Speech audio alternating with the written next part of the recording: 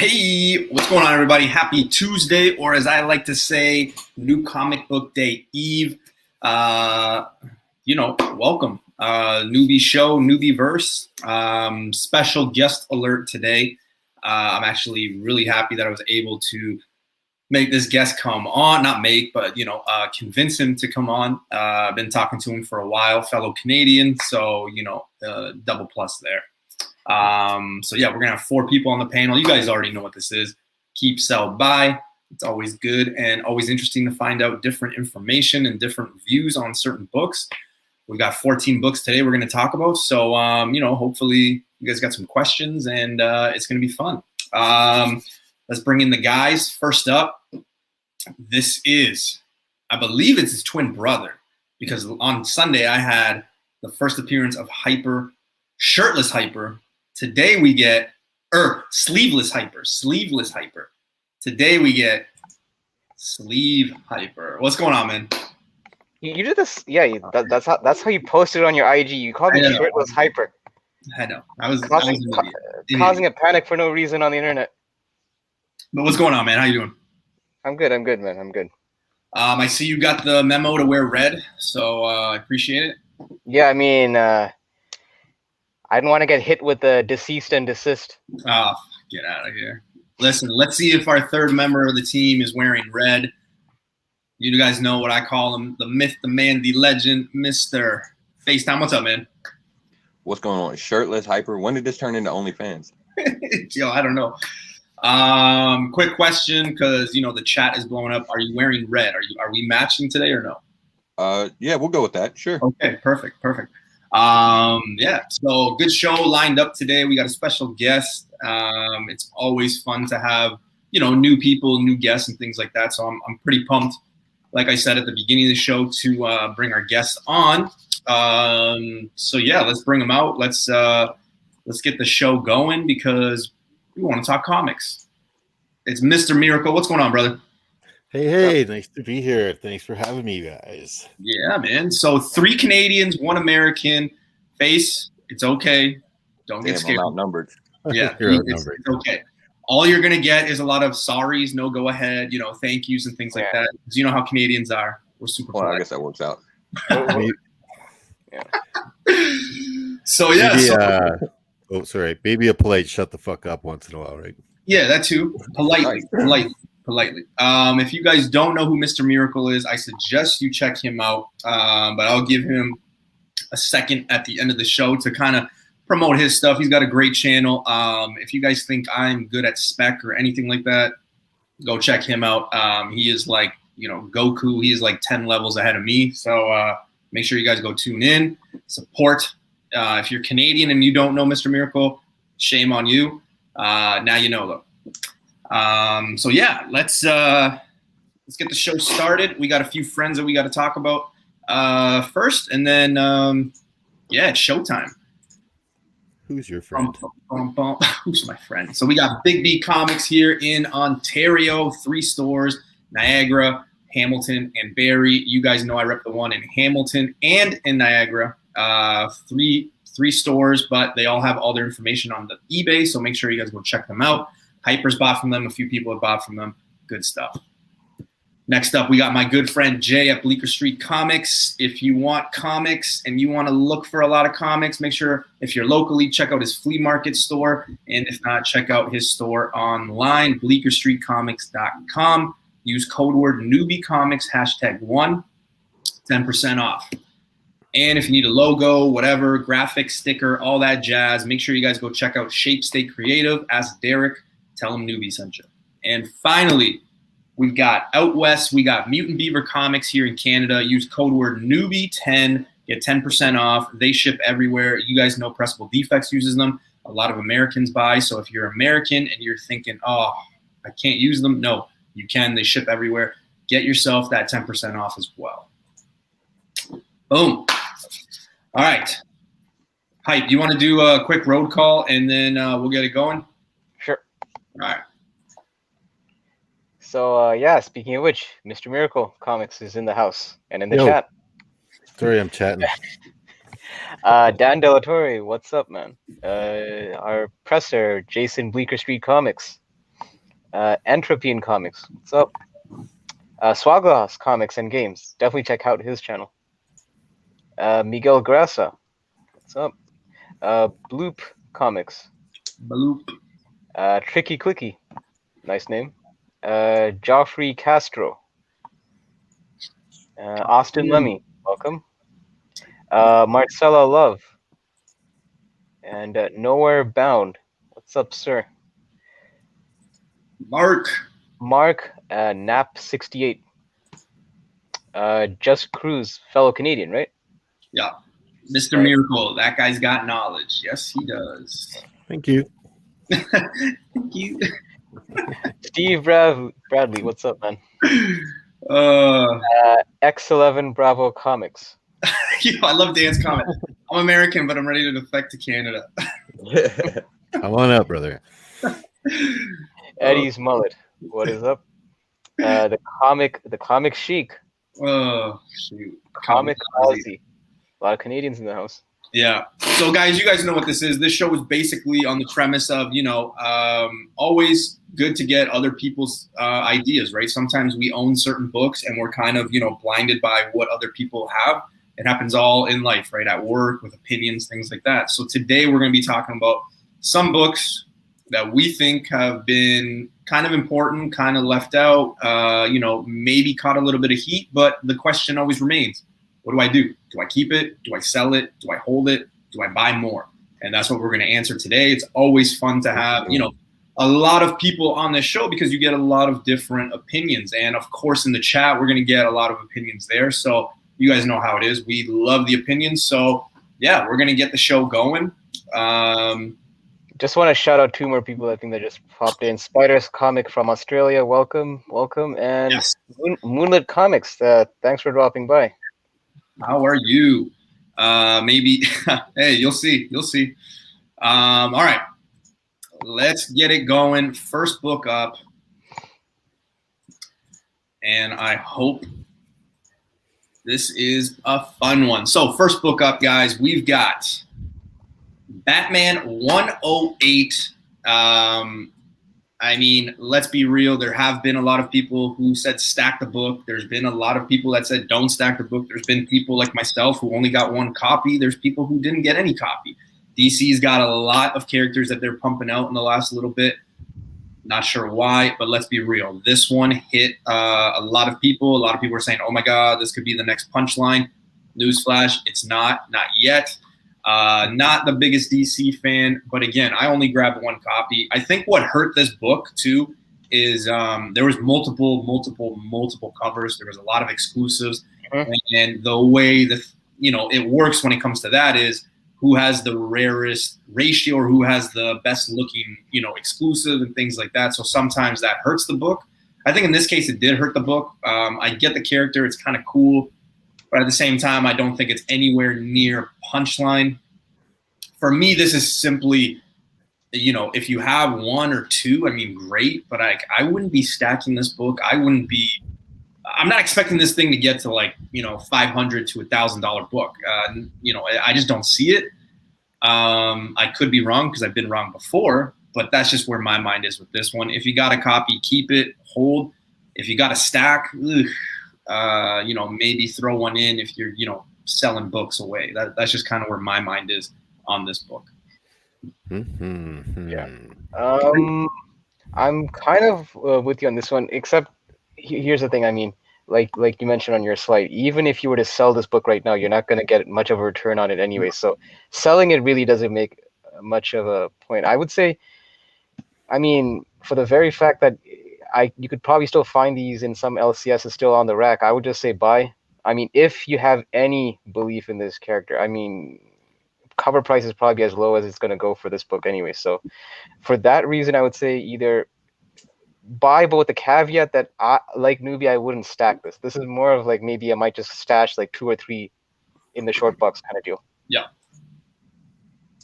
Yeah. I do actually have a couple copies of this, but there was I grabbed the A cover, and then there was a couple exclusives that I picked up. The Natalie Sanders, it fits one of the collections that I'm going after. It does those magazine style covers. So, I ended up getting a couple of these, but it's an interesting character. She's from what they've shown so far, she's got potential, but I mean, like DC is really pumping out new characters lately, and yeah, it's hard to tell which ones are going to stick and which ones aren't. Yeah, I'd say hold on to a copy, just throw it in your collection and kind of forget about it. But I wouldn't go crazy trying to track them down or anything like that. And as far as selling, yeah, like Hyper said, you're not probably going to get a whole lot of in return right now, except on maybe a couple of the exclusives that people might be after. All right, Miracle. Debut. Here we go. Well, don't buy this comic. This comic shows I have very little interest in this character. If you have this comic, congratulations. I hope you got it to make sure that you got your run, because that's excuse me, but all you're going to get out of it is getting your run completed. I see little characters like this, or it's a cash grab, right? They're trying to get you to buy first appearance and bump up the price of Batman, or line their pockets that month with some character that everybody's going to spec on, but it's no. I mean, no, she's not unique enough. She's not interesting enough, I don't think, to really pull off anything. So yeah, if you got it, I would hold on to it. What's that? Say again? She mostly just came in and talked. It was like a philosophical talk between her and Batman. Like that was really all we got of her. Sounds great, right? That's oh pretty underwhelming introduction as well, right? Unless some writer in the future grabs hold of her and writes some kind of awesome story around her, I would say there's not much going to happen with this character. If you got the book, hang on to it. You never know. You never know. Sometimes, that someone just grabs, says, you know what, I'm going to take this character and I'm going to write this crazy awesome story. But that rarely happens, right? If you got it because you like Batman, great, right? You pay cover price for it. I wouldn't go out of my way to buy this issue if Eddie's mullet is saying 20 years from now this book will be on Mr. Miracle's list. It's an undervalued book. No, but actually, Mr. Miracle does bring up a good point, because I do collect the Batman run on my pull regardless. I've been doing it since the Snyder run, so I was gonna pick up this issue regardless. So yeah, for that reason, I do have a copy, but yeah, I haven't actually been stacking it for the spec purpose. It's just because to fill my Batman run. That's really the only way to buy it right now. You really have to, if you're gonna go after an exclusive or an SNL, you should really like it and want to add it to your collection. Yeah. Always collect what you like, right? Just you're never gonna get rich following tweets or whatever. Yeah, no, you are not. All right, next book. We've got Bitter Root #1. Movie or show was in the works. This got a lot of heat the first week of May, I believe, or second week of May, and it's just been something that a lot of people are getting involved in. Seeing this thing spiked in May 18th to 23rd, so I was wrong on the date there. Raw copies selling anywhere between $25 and $80, and the last CGC sold was a 9.8 for $608 Canadian. I missed out on this when it came out. I was not one who was on this story. I could see why this is, got heat. Obviously, it's got a show and everything like that, so I can see that part of it. But outside of that, I'm not really too familiar with the story. I don't know much about it. Again, if it's a newer book, if you had a copy or two, great. But this is one of those that I'm not really going to chase. If I'm lucky enough to find it in a bin or in a collection, great. If not, I'm probably going to pass on it. Just before I go, hey, what's going on, Kid Collector? What's going on, man? Go check out Kid Collector. He's doing his own thing now. So, he's got a lot of great stuff there. So for those reasons, I'm not really chasing it, and I'm okay with it. If it comes into my possession, great. But I'm not chasing it. I'm not stacking it. Nothing like that. Yeah, I kind of whiffed on this series, and I'll probably read it down the line. And the thing is, more so than the spec, I a lot of people are recommending me just to read this just because it's been a good series so far. So even before any of the movie news and hype and all that, this series was getting some heat just based on the story. And that's always what I kind of like about comics, when, barring any of that stuff, when a comic can kind of hold its own just based on the actual content. So yeah, I mean, this book did catch a lot of heat when the news was, made official that what's her name, Regina King, I think, is directing this movie. Yeah. So I mean, I expect this to get another bump when a trailer drops, and when the usual cycle, trailer drops, and then when it gets closer to the movie. So I'd probably be on the lookout for this, and I might grab this if I find it, at a a good discount, or if a shop owner is kind of slipping on this number one. So this will probably be one that I'll look out for, and I'll probably grab if I could find a good deal on it. So, man, this is kind of a tough one, and I honestly, I love Bitterroot. It's one of my favorite reads right now, probably. But the thing is, like, it was definitely pretty undervalued for like what you get out of it, as far as it being a great read and everything like that. Before the announcement came out that it was going to be going to series and everything like that, and then the announcement came out, obviously, and it spiked pretty high.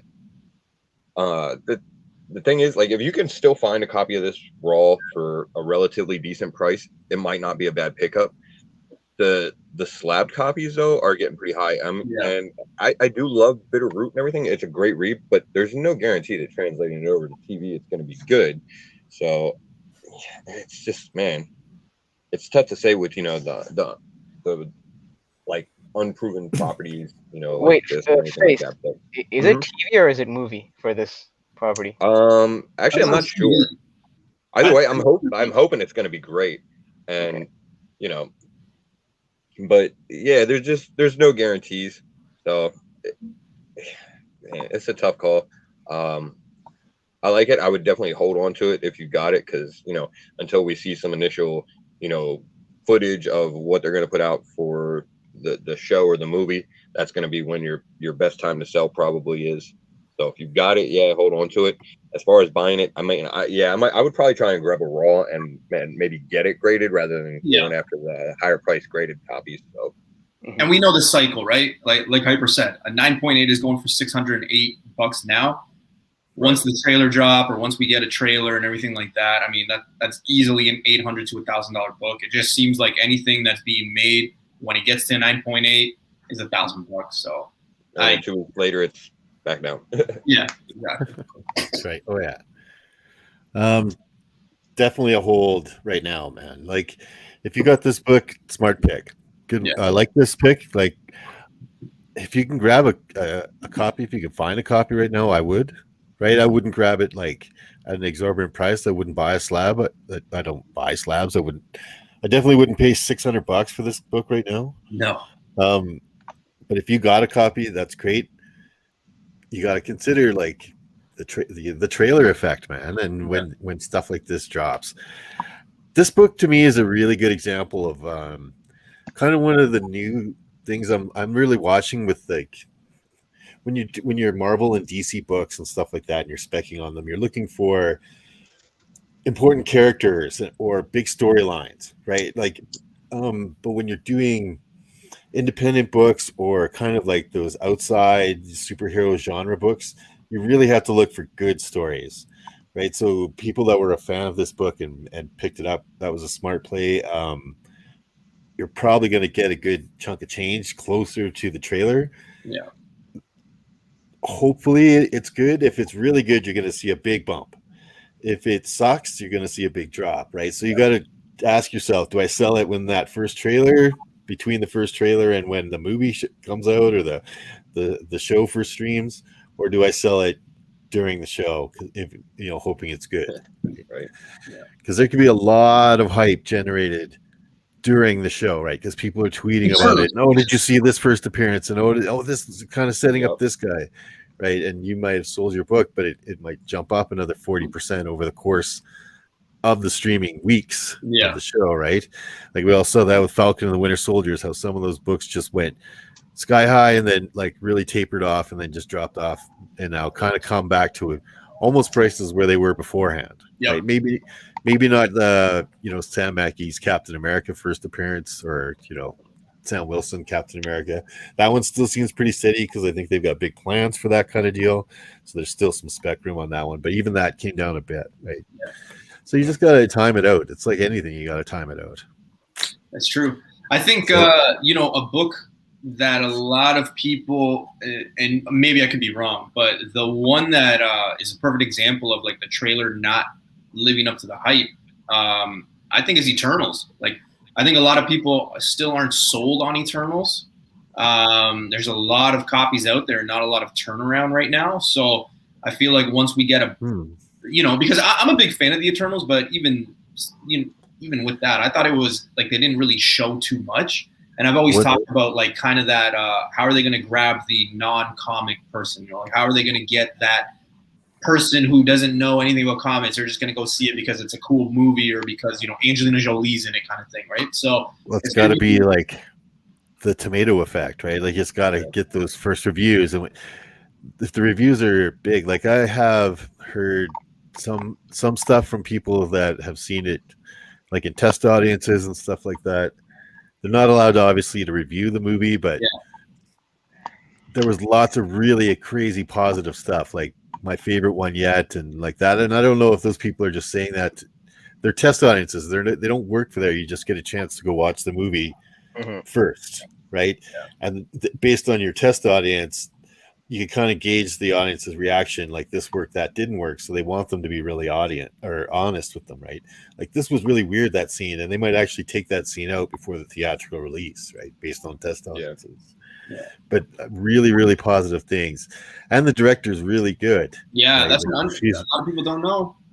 And there's a lot of really good actors as well. So like performances are going to be on point. And hopefully they don't go like the huge comedy route. I don't know how good it, comedy, the whole deal is.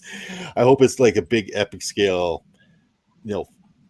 world, event kind of thing. And it's supposed to change, and Bloop had put it up. Eternals is said to be the greatest Marvel movie ever produced, and like a lot of people, like like you said, the test subjects and all that. Like this one is, even from what I heard, like this one will change what we know from Marvel. Apparently, right? This is going to be big to the point that I've talked to a lot of people who even said, if you're selling your Eternals, like you're dumb. Like this is a long-term hold because in a few years it could be like a big book. And I was like, like I've got the entire run. Yeah. I'm not like I got a bunch of doubles of lots of them too. I was collecting Eternals for a long time before they ever announced that movie. I was pulling them out of dollar bins for a long time. Oh yeah. And I'm talking about how like 3-4 years ago, 9.6s, 9.8s were like $100, $150. They were like everywhere, and everybody laughed. And like 10 years ago, you could get a perfect raw copy of that book for like $10. Not even. God. Right. And if the Eternals movie gets a good review, boom, that book's going to skyrocket, man, because there's going to be a number 2. Yeah. Right after that. And it's going to affect a whole bunch of different, like other Eternals are going to start showing up in different properties. And you might get Ajax in Doctor Strange 4 or whatever, right? Like, Yeah. All right, we got off topic there, so I apologize. Way off topic. We love talking about this stuff. So, next book, and it does get better, people. I know you're seeing indie, and DC, but it does get better. So we got win number 1. Boom announced there was going to be a show or a series, whatever, in the works. Prior to announcement, a 9.8 was selling for $90 Canadian. This is the cover A, and this is a hard book to find, like the cover A. There's a lot of the Peach Momokos, 1 in 10, and things like that. Cover A, I think, is the must-have for this one. Raw copies are selling anywhere between like $25 and $50 now. And I do believe that I saw one person buy a 9.8 of the cover A for close to like $300. I could be off by $100, but I do think that it's reached that $300 range. And again, another book that, Boom has got a lot of successful things going for it. And if this comes to fruition, because they announced it, I mean, they could cancel it later on. You never know. I would not stack it, but I would probably find some of these if you can and kind of put them away. A lot of them could be found for, pretty much nothing. And a lot of people don't really know what this is. A lot of people have like just kind of went through it and just said, eh. But the heat is catching on, and like anything, once everybody starts talking about it, the heat's going to catch on, and it's going to sell like crazy. You're going to see a lot of people taking them off their eBay things and just pricing them differently. So this one would be one that I look out for, but don't fall for that 1 in 10 Peach Momoko thing. 1 in 25. Or 1 in 20. Is it a 1 in 25? 1 in 25. Okay, so 1 in 25. I think I see that one more than I see cover A, and that's why I'm kind of like, so yeah. But what's one of the rules is always go for cover A. You can't really go wrong. So yeah, for me, I'm holding this book. I'm not really selling it because even if you sell it, you're not going to get full potential. So if you're coming from that standpoint, I'd probably just keep it. You'll probably make more money down the road. I was already big on this series first of all, just the creative team behind it. When I knew it was Tinian that I was actually writing Wind, it was already on my pull list from the get-go. So to hear that Boom is kind of in the works of possibly having this, optioned as a show. I don't think it's a movie, more of a show. I think it brings more promise to the series because at first I thought this was only going to, be capped off at 5 issues. But, when I heard that there's going to be a second volume and I'm not sure how long the series is supposed to go, it shows that it'll have more legs because, in my opinion, usually ongoings have a bit more of, I guess, a longer term value than like miniseries. Because like a miniseries, you can't really, there's not much of a source material, I guess, you could pull from it, the way I look at it. And the thing is, like, with comics, I find in general, a lot of the comics that you see that are getting optioned and all that tend to seem to be geared more towards a mature, like adults, whereas in this case, you have a property that's more for young adults. Yeah. So for that reason, I find that it has that niche to it that I think will lend itself very well. And it's going to be a lot more accessible when it does hit the small screen or the big screen. So and the story has been great so far. So for that reason, even though I have copies of this, if I find it on the cheap, I'll probably grab another one. So yeah. Yeah, I jumped on Wind from the start too. And it's been a good read. The first arc was it was more of a slow burn than anything, I would say. Like it didn't really, I would say, pick up until like towards the very end. But when Wind first came out, it was originally supposed to have been written as a graphic novel. So it was supposed to have all come out at once. And then I'm not sure why they chose to do the, monthly release. And then I actually think they got away from the graphic novel altogether. I don't think it ever came out. But originally, yeah, it was supposed to be written in graphic novel format. And I think that's one of the things that, like it didn't resonate with people early for like through like the first, like, I'd say probably 3 or 4 issues. Because that was probably right about where it started to really pick up. And I mean, in graphic novel format, when you're reading it all at once, I mean, that kind of makes sense. Yeah. The other thing is, because of that, like, I kind of feel like the announcement for the series is probably a little early on this. Like, I really wish there was more developed from it, but I do love what I've read so far. And, James Tinian's awesome.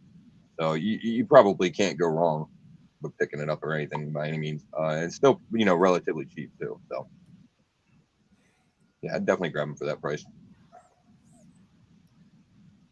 You probably got a few copies. So what is it, like $25 right now? Yeah, not too bad. Not too bad, but like if you can get a copy for on the cheap, I would. Everything that's propped up by these shows, they're gonna see some value closer to the release date. You got to take a little bit of a chance because things get canceled all the time, right? Mm-hmm. Plans get changed, release dates get pushed out because of viruses. All kinds of stuff happens. So think it's a bit of a risk at the $25 mark. I saw a couple. I just kind of quick looked at eBay. People here in Canada that were selling them for $60 and stuff. And I was like, Yeah. no, that's way too much. No, right. So yeah, I'd hold on to it. Definitely, you guys are like smart to grab that one right off the shelf. And it's a good story. You guys like the story? Yeah. I know that Dan kind of asked what we can kind of compare to. I mean, I guess, Face, would it be fair to say it's almost kind of like, I guess, Game of Thrones-ish, but without the sex and all that mature content? PG-13, guys. PG-13. Yeah, you could go with like an all ages Game of Thrones type of thing. There's vampires and fairies and all the typical fantasy stuff. So sword and sorcery kind of thing. Right. Yeah. With less sword. It's interesting. Like Miracle said, a lot of people, especially here in Canada, obviously, because that's where we live, we see it. But yeah, people are selling it for like $60. I am not a player even at 25, but there is some luck. You hear about it with a lot of books. This one's no different. Just, you gotta look. You gotta look.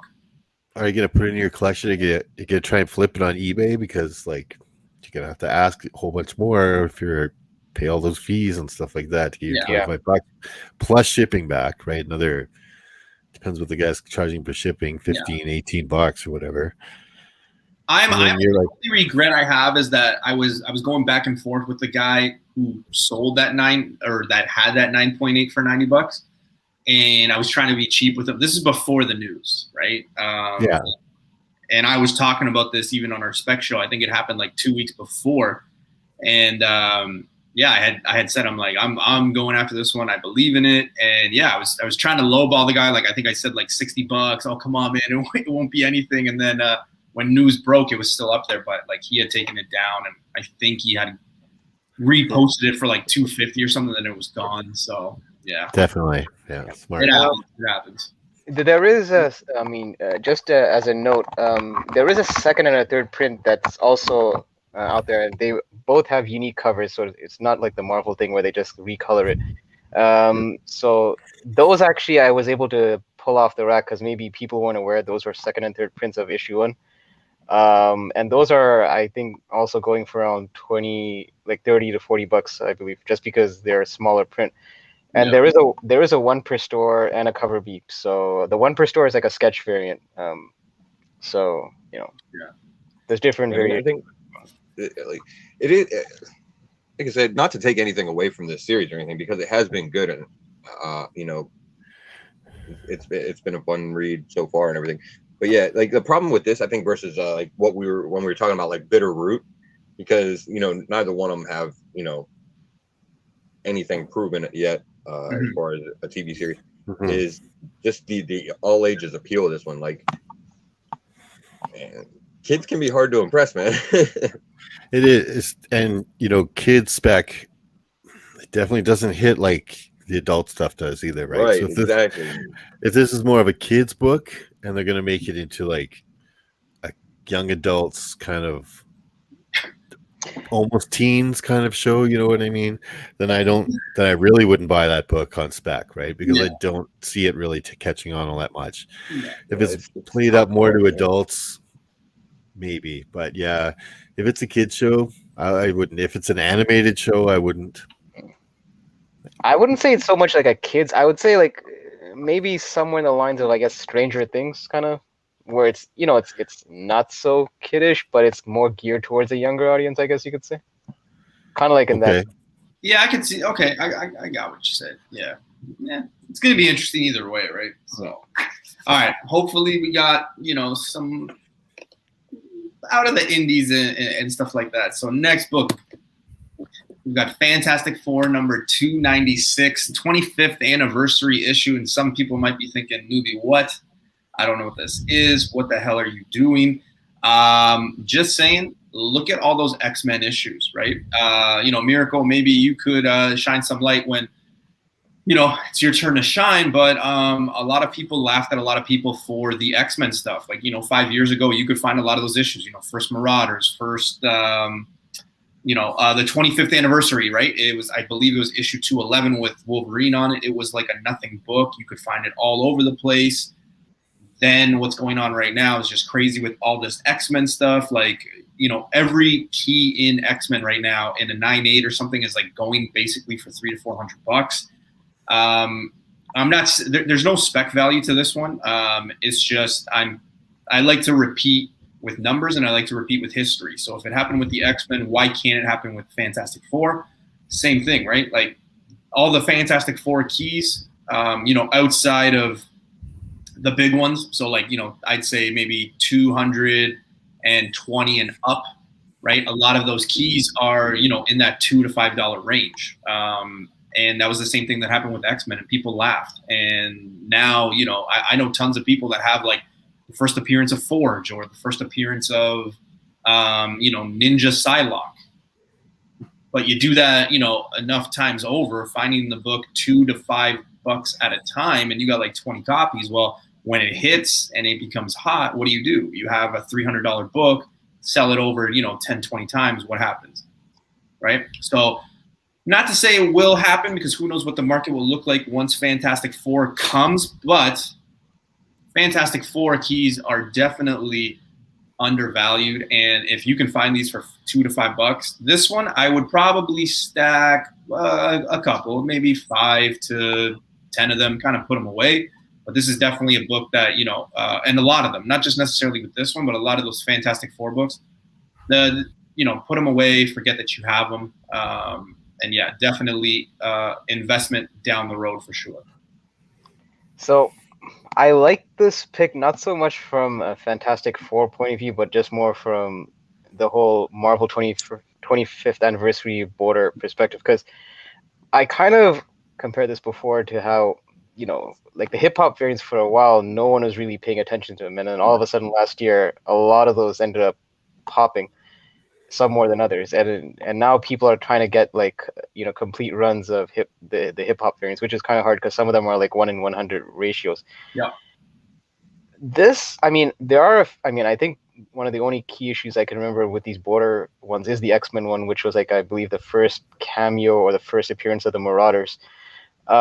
But for the most part, you find a lot of these, 25th border books in the back issue. I could see this at some point where people, like, there might be attention drawn to this, years later, where people might want to collect some of these, because people don't know, like, there's actually series like the Muppet Babies, Transformers, and like the Star Wars Ewoks that are part of this set. So it's like, it's not just like your mainline Marvel series. There's actually other parts of the Marvel properties that are, sharing that same 25th anniversary border. So for that reason, I do like this pick. Not, like I said, not so much from the Fantastic Four point of view, but just more so, I just feel like this is one of those things that people will probably pay attention to down the line. Because, I mean, when these copies start drying up, I'm sure that people might want to collect this. So, yeah. So I would say grab these if you could find them in the wild, like for cheap, because you probably can. I see a lot of these in the back bins right now. Yep. Yeah, so I mean, with no spec value at all, like, thing is, at that price, it's still a pretty decent pickup. I think just because, like Hyber was saying, those frame variants were always pretty cool, and people still like them. They still chase them down, and most of the covers that that came out on those frame variants, I think, ended up being pretty solid covers. Like, that's it's a pretty cool thing cover with him in the disguise and everything like that. So a lot of them were classics. So you can't really go wrong picking up any of the frame variants for cheap. You may not get like huge money on your return, but there's definitely potential for growth there, especially because, like you said, they're all below price for the most part, because not a lot of them were huge keys. So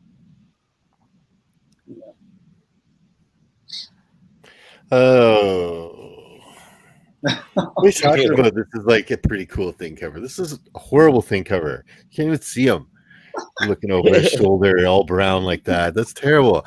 Out of all these 25th anniversary issues, this is actually you're not supposed to know it's them. I agree. It is right. one of the worst. I wouldn't like you. don't plan on getting rich off this book, but if No. you can find that like a mint copy for $5, sure, right? Grab it. I wouldn't stack them. I would, if you got one, hold on to it. I wouldn't go out of my way to buy it. Yeah. It's like a cool PC book. You only think it's cool just because of the border, and it's Right. there's lots of border.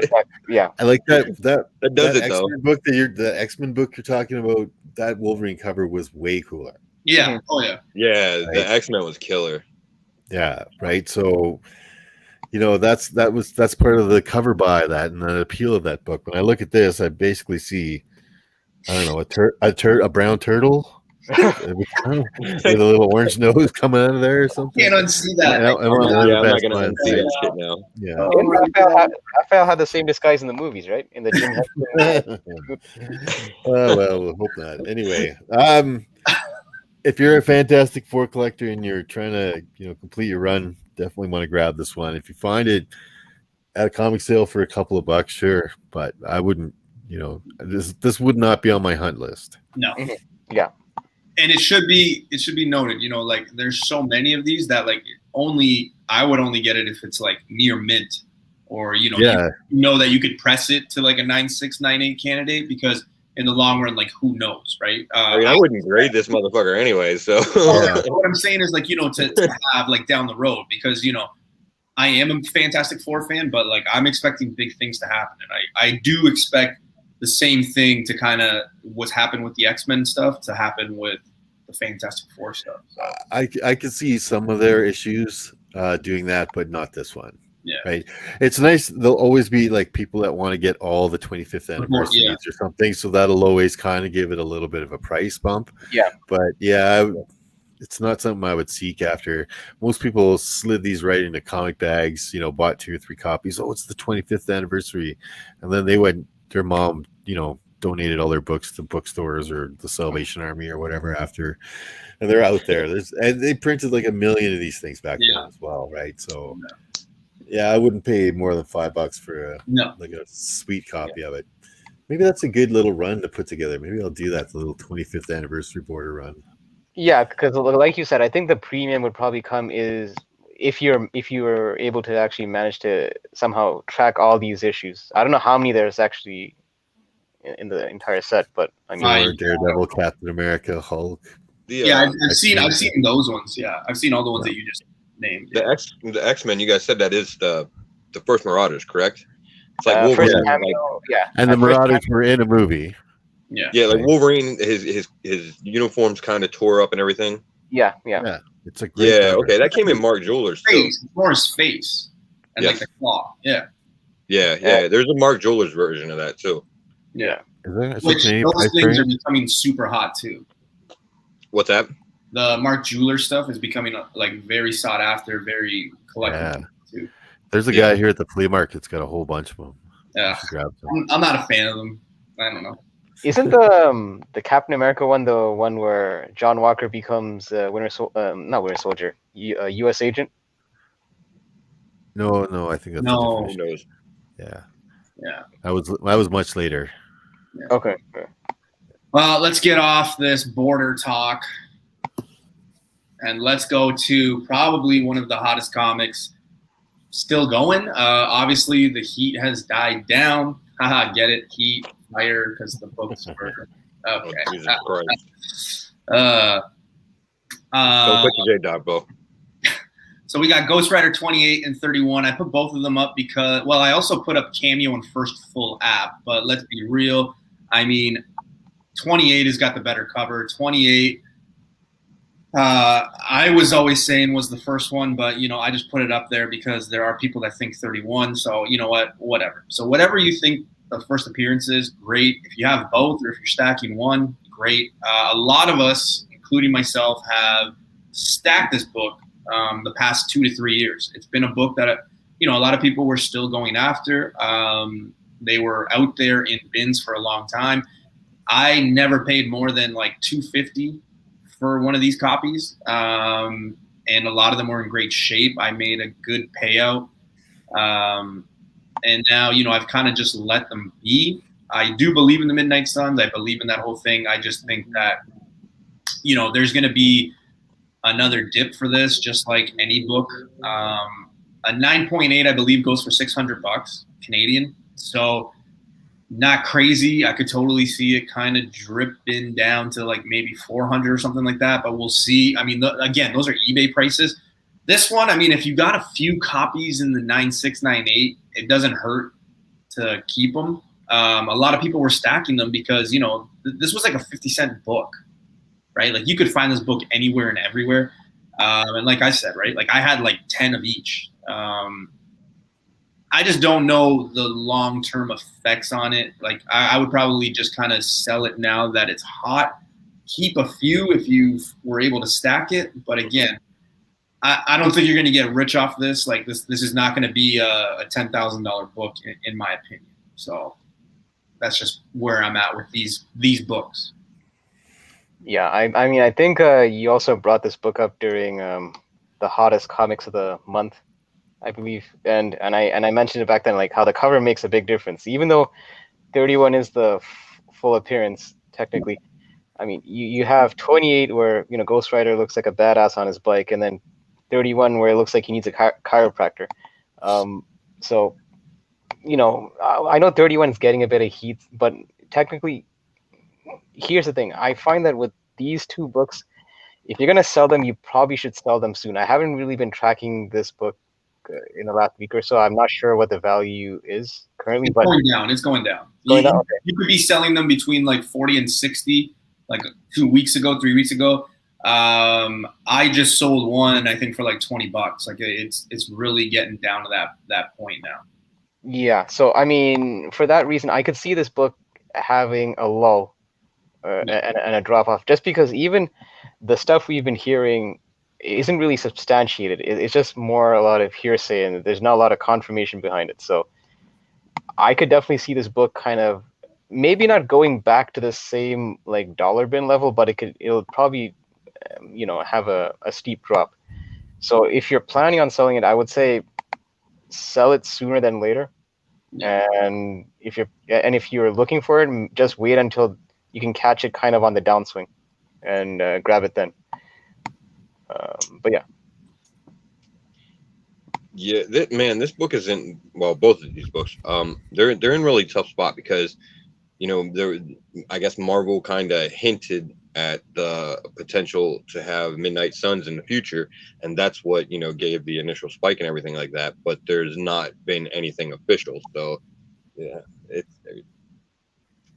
I mean, it's a cool team, but without, you know, any guarantees. It is catching a fairly decent price considering that they were, you know, dollar bin books here just not long ago.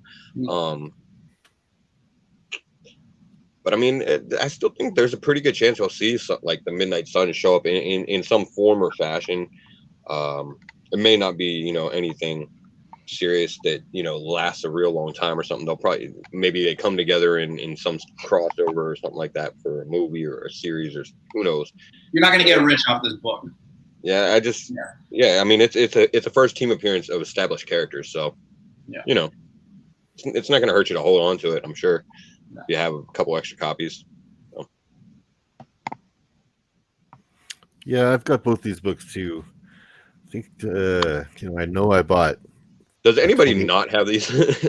Yeah, I know I bought a 28 and a 31 at a sale for $1.50 each, right? Right. Yeah. So would I sell it now? No, it's not really worth all the hassle on eBay for me to do that for the price you can get for it right now.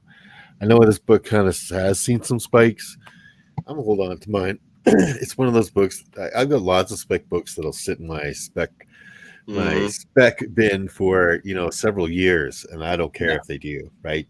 Yeah. So I think I'll just keep these guys in my back pocket, right? Exactly like Nowhere Bound just said. I'm holding just in case, because if all of a sudden, you know, these guys show up in something, and they're rumored to be something, and we get a big confirmation, or, you know, even if Ghost Rider gets into the MCU, I think this book could see another spike.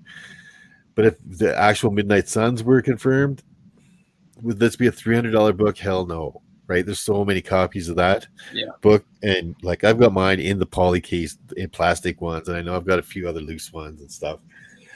but I could see it being a $60 for $60. I could see it being 75 maybe, Yeah. depending on who wants to, like, maybe for the set, you'd get like $80 or something. Yeah. I don't know. Right? You'd get it's not worth the small amount of change that I would get, like, after paying all the eBay fees and everything, for me to sell it now. So I'm holding mine. That's my opinion. Yeah. And I like the Midnight Sun, so I hope they do show up. Maybe that that's a lot of people have had, right? So like it's and I know from our cases, right? Like we all have not just one copy. We've had multiple, or we still do have multiple. Copies. So that's why I kind of sold a fair majority of mine when like the hype kicked in, because I bought them for like 50 cents to $1, and I was selling them at like 40, 50. So for me, that's what I did it. Yeah. But now when they're selling for like 15 to 20 bucks, it's like Miracle said. Like I'd rather just keep it in my back pocket for the, just in case. I've already kind of made some money off the book. So I'm, it just makes more sense, and it's probably going to have more value down the road, right? So well, yeah, if you made 80 times your investment price on it already, right? Like, so that's better than any crypto. I actually made an order from an online. I did a video of it, I think like a week ago or 2 weeks ago, and I actually picked up an issue 31 near mint for $1.50. I kid you not, $1.50. And I flipped it, like $40. So it was just kind of like, it paid for my thing. But I bought it from and off a website. It was mind-boggling that they had it for $1.50. So a lot of these places still have this book, a lot of copies. So you'd be surprised. Just take a look. Oh yeah, they pumped this issue out, like with the poly bag and the collectible card. I think these ones came with a card. Yeah. No, it was a poster. A poster. That's right. Yeah. So there was like a collectible in there, and there were so many of these things that didn't even get busted out of the bag, man. Like never read, never touched by a human hand, right? No. So. And remember the one rule with poly bags, people. Just because it's in a poly bag does not mean it's a 9.8. No, it does not. Like, it could have been sat on the bag. That's usually when I know, like, people, when I go to, issues that have had poly bags, and people are like, it's a 9.8, man. It's been in a poly bag for like 10 years. It's like, I got a question for you guys. It's sort of related, I guess, since we're talking about poly bags. What do you guys do with with yours, and whenever you have these issues and everything? Like, what do you do with it? How do you approach the poly bags and everything like that? Because I leave the poly bag on. I leave the poly bag on until, like, if I had to make the decision to grade it, then you kind of open it. I know people have sent it with the poly bag and everything. CGC will open it. Yeah, CGC is going to open it anyway, right. So you might as well just open it, get it pressed, get it clean. Yeah, keep the poster. So yeah, look, if you're planning on sending it to CGC, I would open it myself and send it, because I want basically less chances of it being damaged from handling. Yeah. So I would just, if you're gonna slab it, just take it out of the bag and send it, rather than trusting that the guy doesn't kind of bend it while he's opening it, from the poly bag. Yeah, pulling that bag open or whatever, and like you said, you don't know exactly what the condition of that book is until you've taken a good look at it. You can't take a good look at it until you've taken that bag off. So if you're gonna send it in, you want to make sure it's a 9.8 before you send it in. You need to take that bag off. I mean, at least with this poly bag, it's somewhat translucent. Whereas like the one for the Ultimate Comics Spider-Man one, it's a completely dark poly bag. So that one you can't even see the condition until you open it. So there was a bunch of Age of Ultron books that were like that too, and like Mr. Key Issues had that issue with that book, actually, the exact same book. So.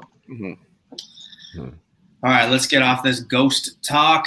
Going on to the next book, but we got Marvel Now .1 number 1. Say it again, people. Marvel Now .1 number 1. It's kind of a tongue twister, just like Fantastic Four number 4. I always kind of get that one mixed up. But we got the first appearance of Kamala Khan, future character. You guys know how I feel about the future characters. I get it. People don't believe in them, but at some point we have to get new characters. We have to get new teams. We have to do all that stuff. Leaked photos came out a few months ago. Shout out to the Canadians, because the girl who's playing her is from Scarborough. So she's from here. Raw copies are selling anywhere between 150 and 350 Canadian. This book has been one of arguably the hottest books of the past, I don't know, I would say 8 to 10 months, and probably going to continue down that rabbit hole. Last CGC sold on May 21st. Now, granted, I do these as I go and like throughout the month, so obviously this is probably updated, but let's just go with this one. The last CGC sold was 9.8 for $2,300 Canadian. Okay, pretty sweet. Yeah, pretty sweet. I mean, I remember when these books were like $200 for a 9.8. I know a lot of people slept on them. I know a lot of people were like, no. Now look at what's going on. For me, you guys know I'm big on Sam Alexander. Why? Well, one, I kind of like Nova a bit better. Two, I was late to the party with a lot of these, right? With Khan and stuff like that. Sam Alexander was still there. I got my 9.8 for like $150 or something like that. I consider that a win. But yeah, this one, I think that it's tricky because as much as I want to say like buy it, like because there's still going to be room. I don't know. Like $2,300 for a 9.8. You start doing the compare game with like a modern to like what you could get. That's where my argument goes. So as much as I want to say buy, right? Like it's kind of in the buy and the hold, because if you have it, I would not recommend you selling anytime soon. I would hold on to it unless you need the money. I would not sell this book though. I think this book has a lot of room to grow. Yeah, I'm a big fan of this book because I'm of the opinion that characters that have certain cultural representation can bring in a lot of eyeballs to maybe like a product that maybe they wouldn't have seen otherwise. Like you saw it with Chadwick Boseman when he played Black Panther. Now you're gonna see it with I forgot the actor's name, but the guy who's playing Shang-Chi. And I think it's going to happen with this character as well, Miss Marvel. The first, I believe the first Muslim-born character in Marvel Comics. So I'm high on this character, and I think that when she does hit, it'll cause us buzz just in terms of media in general, because entertainment news and all that will kind of pick up on the fact that there's a first Muslim-born character in the Marvel universe. So for that reason, I think it'll just bring some more mainstream press to the character.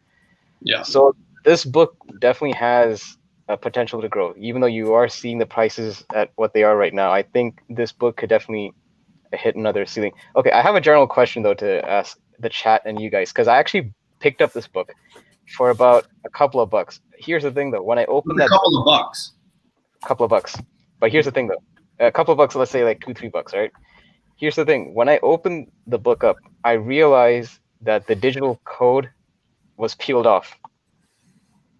How? That doesn't matter, right? Sorry? That doesn't matter though, right? Yes, it For does. grade? Does it? Well, on CGC, I thought they notated or something like that, but it doesn't affect the grade. on CGC you get a blue label, but it's notated that the digital code was removed. Because I did see a slab actually once on eBay have that kind of notation on it. I'm just curious. Maybe they don't downgrade it. But. Yeah. Yeah. I'm just curious, just from a collector's point of view, how you guys view, like, let's say a book like that's pristine but has the digital sticker removed. Oof. I mean, if Miracle is saying that they'll put that on the slab, like in the description or whatever, I mean, you're probably gonna have to deal with that. So I don't know if that affects like the Wait. candidacy. Is was the sticker removed, or does it say like on the label? Does it say like digital version's already been redeemed? It doesn't say redeem. Right. It just says digital code or sticker has been removed. Yeah. Okay. Yeah, I believe that's a notation that they use for it. That could be incorrect.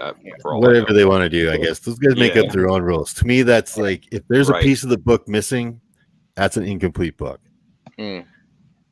Yeah. See, I kind of feel the same way. Like, I know it shouldn't really be a big deal because I mean, it might not affect the grading and everything like that, but I kind of look at it like it's sort of along the lines of that ASM 316. You're not gonna buy that thing without the tattoo. So, I mean, like, you want to go after the copy that has the tattoo because, Yeah, so. I got mine with tattoos. Yeah. Well, It took me a long time to find a nice copy with tattoos of that book for a decent price. Yeah. Right. Hard. Thankfully, it was only a couple of bucks I spent on, but I guess lesson to everyone. Yeah, well, I mean, on the other hand, for fucking $2 or $3 though, yeah, absolutely, I would buy that. Are you crazy? And you know what? I don't think slab buyers are going to differentiate too much about it. As long if CGC doesn't say it's a bad thing, then they're on board. Right. I'm just personally, that would be me saying that if there's a piece of this book not here anymore, it's incomplete. It doesn't matter what it is. Right. Yeah. It comes down to like what we were talking about with like the poly bags earlier. So like for me personally, I take all of them out of the poly bag because I've heard that the poly bags can damage them. But what I do is keep the poly bag and whatever the bullshit is, the poster or the card or whatever, keep that all with it, in the same bag and board, just on the opposite side or whatever. So that's a good idea, right? Keep like everything complete. So exactly. When you go later, you could say this was everything that came with it. Right. Now, removing the bag to me isn't removing a piece of the book, though. Yeah, as long as it's still with it, for me, I'm good. But you can take that bag and throw it in the garbage. To me, it's that's still a complete book you never took. Even if you took the poster and threw it away, it's still a complete book. You did, as long as the poster wasn't like perforated or in as the centerfold, and then it was removed. Like whatever, that book is a complete issue without anything being taken off of it, right? Like in my opinion, and that includes things like,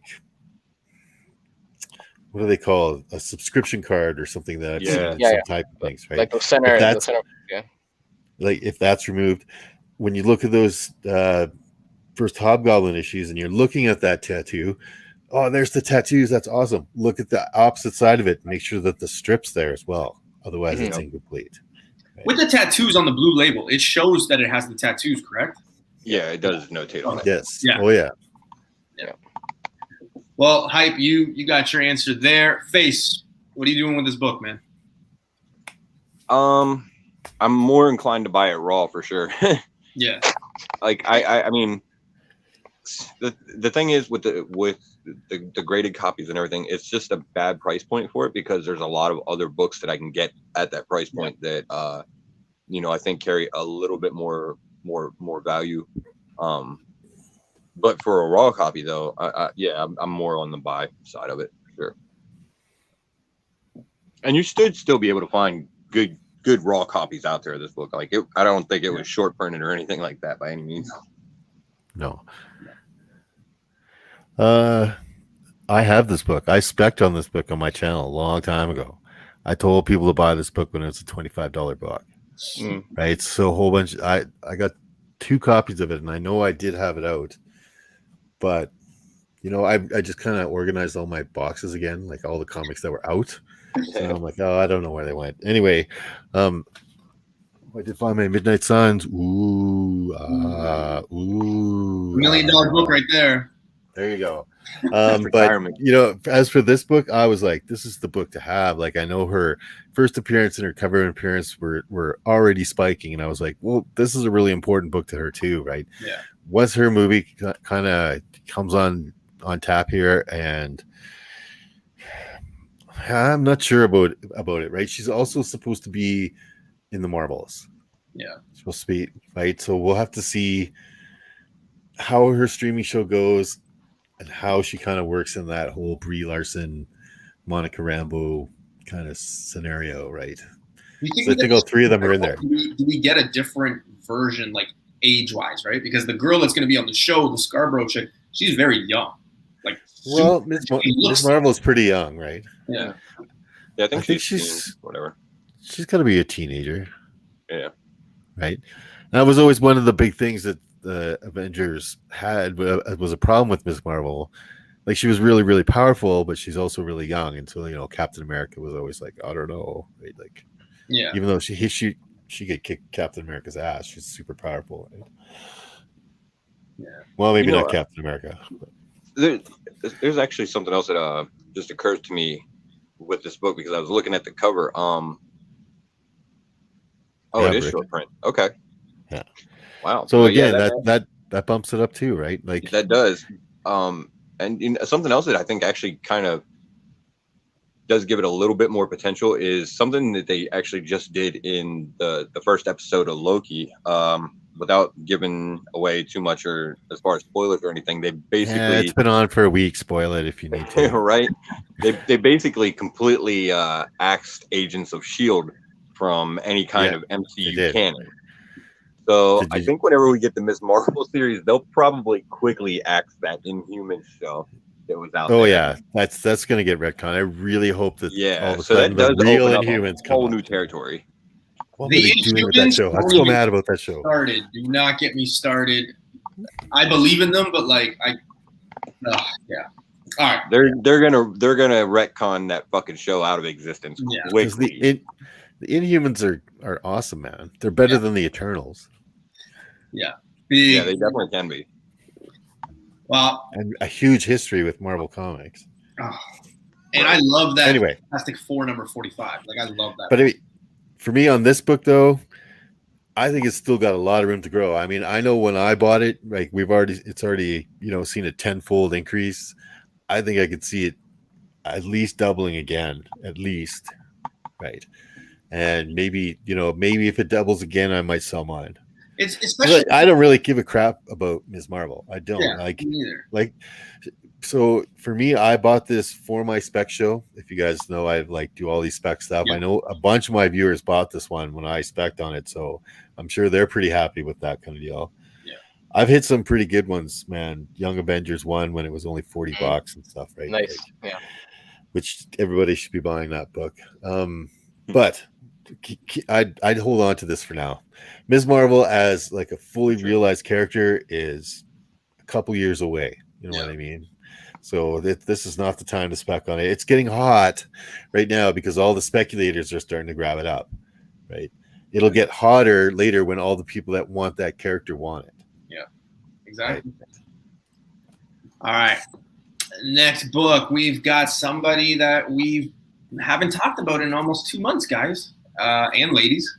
We got Fantastic Four. Oh, look at that. Fantastic Four. And we didn't coordinate that at all. He didn't see the list. None of these guys see the list.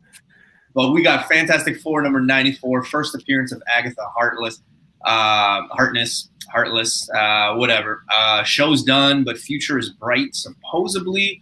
Kind of want to put her away, but let's be real. If you are a true Fantastic Four fan, you know that Agatha becomes the nanny to Franklin Richards. So for that reason, a lot of people are like, maybe that could be something. Fantastic Four number 185 also got hot with her son, I believe it is, Nicholas, and the Seven Witches and things like that. But nevertheless, raw copies of this book, $50 to $80. I don't want to say it's early Fantastic Four, but I mean it's double digits. It's issue number 94, so I'm going to say it's early Fantastic Four. Last CGC sold was a 7.5 for $391, but we remember that during the show, this book just exploded. It took a while, though, because even the first 3 episodes, first 3 weeks, we knew she was there, but we didn't know, like, what was going on. And then when we got that episode of her with, like, in the basement and the purple, this thing exploded for about 2 weeks. Now, this is a book that I get asked a lot, and that's one of the reasons why I wanted to put it on this segment was because I get this question asked a lot where they go, Newbie, you're a Fantastic Four fan, you love that show, this, that, boom, boom, boom. What the hell do I do with this book? Because I bought it at a high with the show. Honestly, if you bought it at a high, you're probably not going to see your money until she reappears. That's the sad truth, right? So if you were to sell it now, you're probably not going to get anywhere close to your money. However, if you were picking this book up for $10 for what it was, like before the show, you could sell and still probably make a bit of money. However, if you got a few copies, I wouldn't be opposed to seeing what the highest graded book is in condition and maybe slabbing it. But I would keep at least 1 or 2 if you got a lot of them, because again, this is another book that was very cheap a few years ago, and a lot of people didn't know what it was.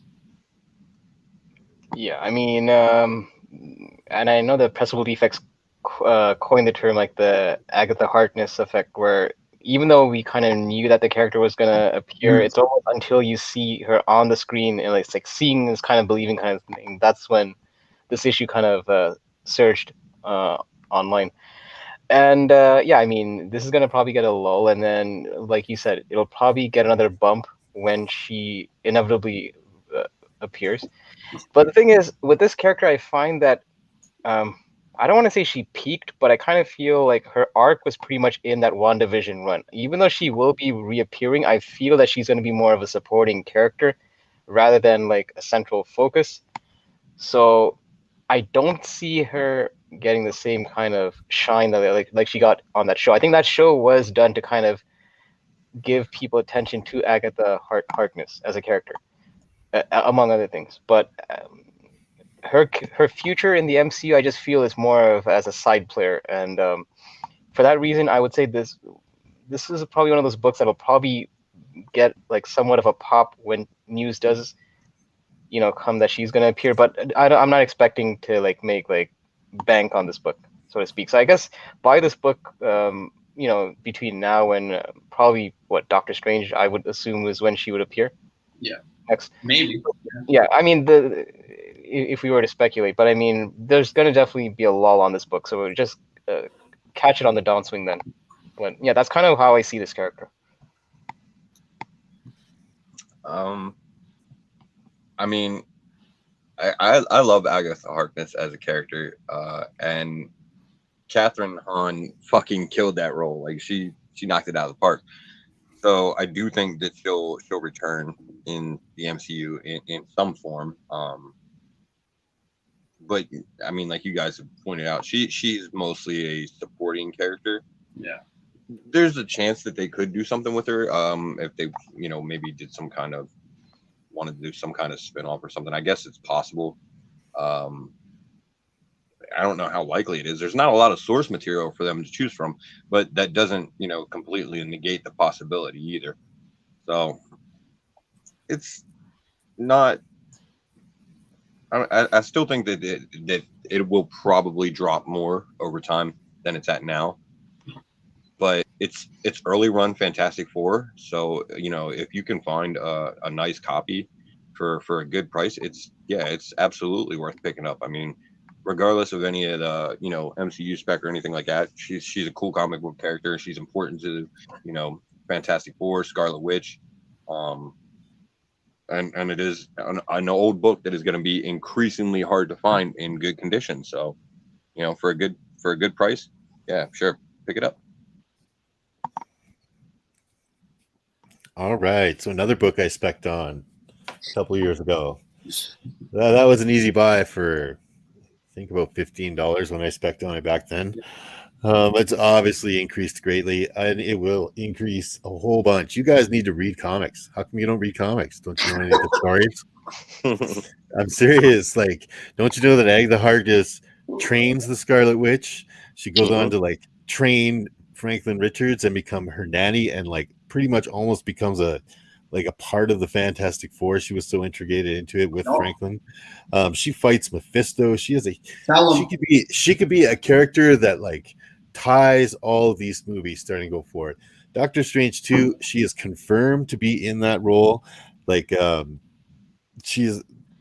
think that you are dead wrong when you think that this book is seen its top. This book, if you can go, I might go buy some raw copies for $50 if I can find any of them, because I didn't find any when I took a look. I was like, man, I was just going to go eBay some right now, because the only ones I could see were about 160 or so, and I think that I'm even considering that, man, because this book is going to see it.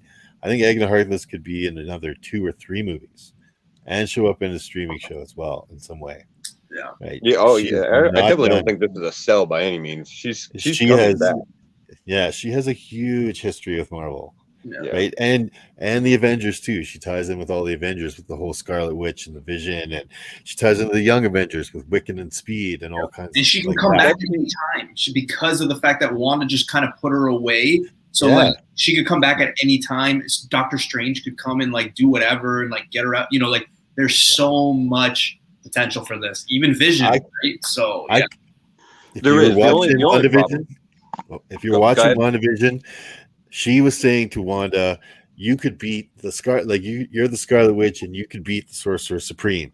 I can foresee something where Wanda is the antagonist in Doctor Strange 2 in a way, where she's warping reality into the multiverse and he's going to all these different places, and Doctor Strange is basically winning, and she goes back to Agatha and says, train me to be the Scarlet Witch properly, and then comes around and causes a lot of trouble for Doctor Strange. Great. This book is just spiked again, probably. Yeah. Miss Miracle likes it. Get it now. I think the only real problem with her is just, like you said, her attachment to other characters.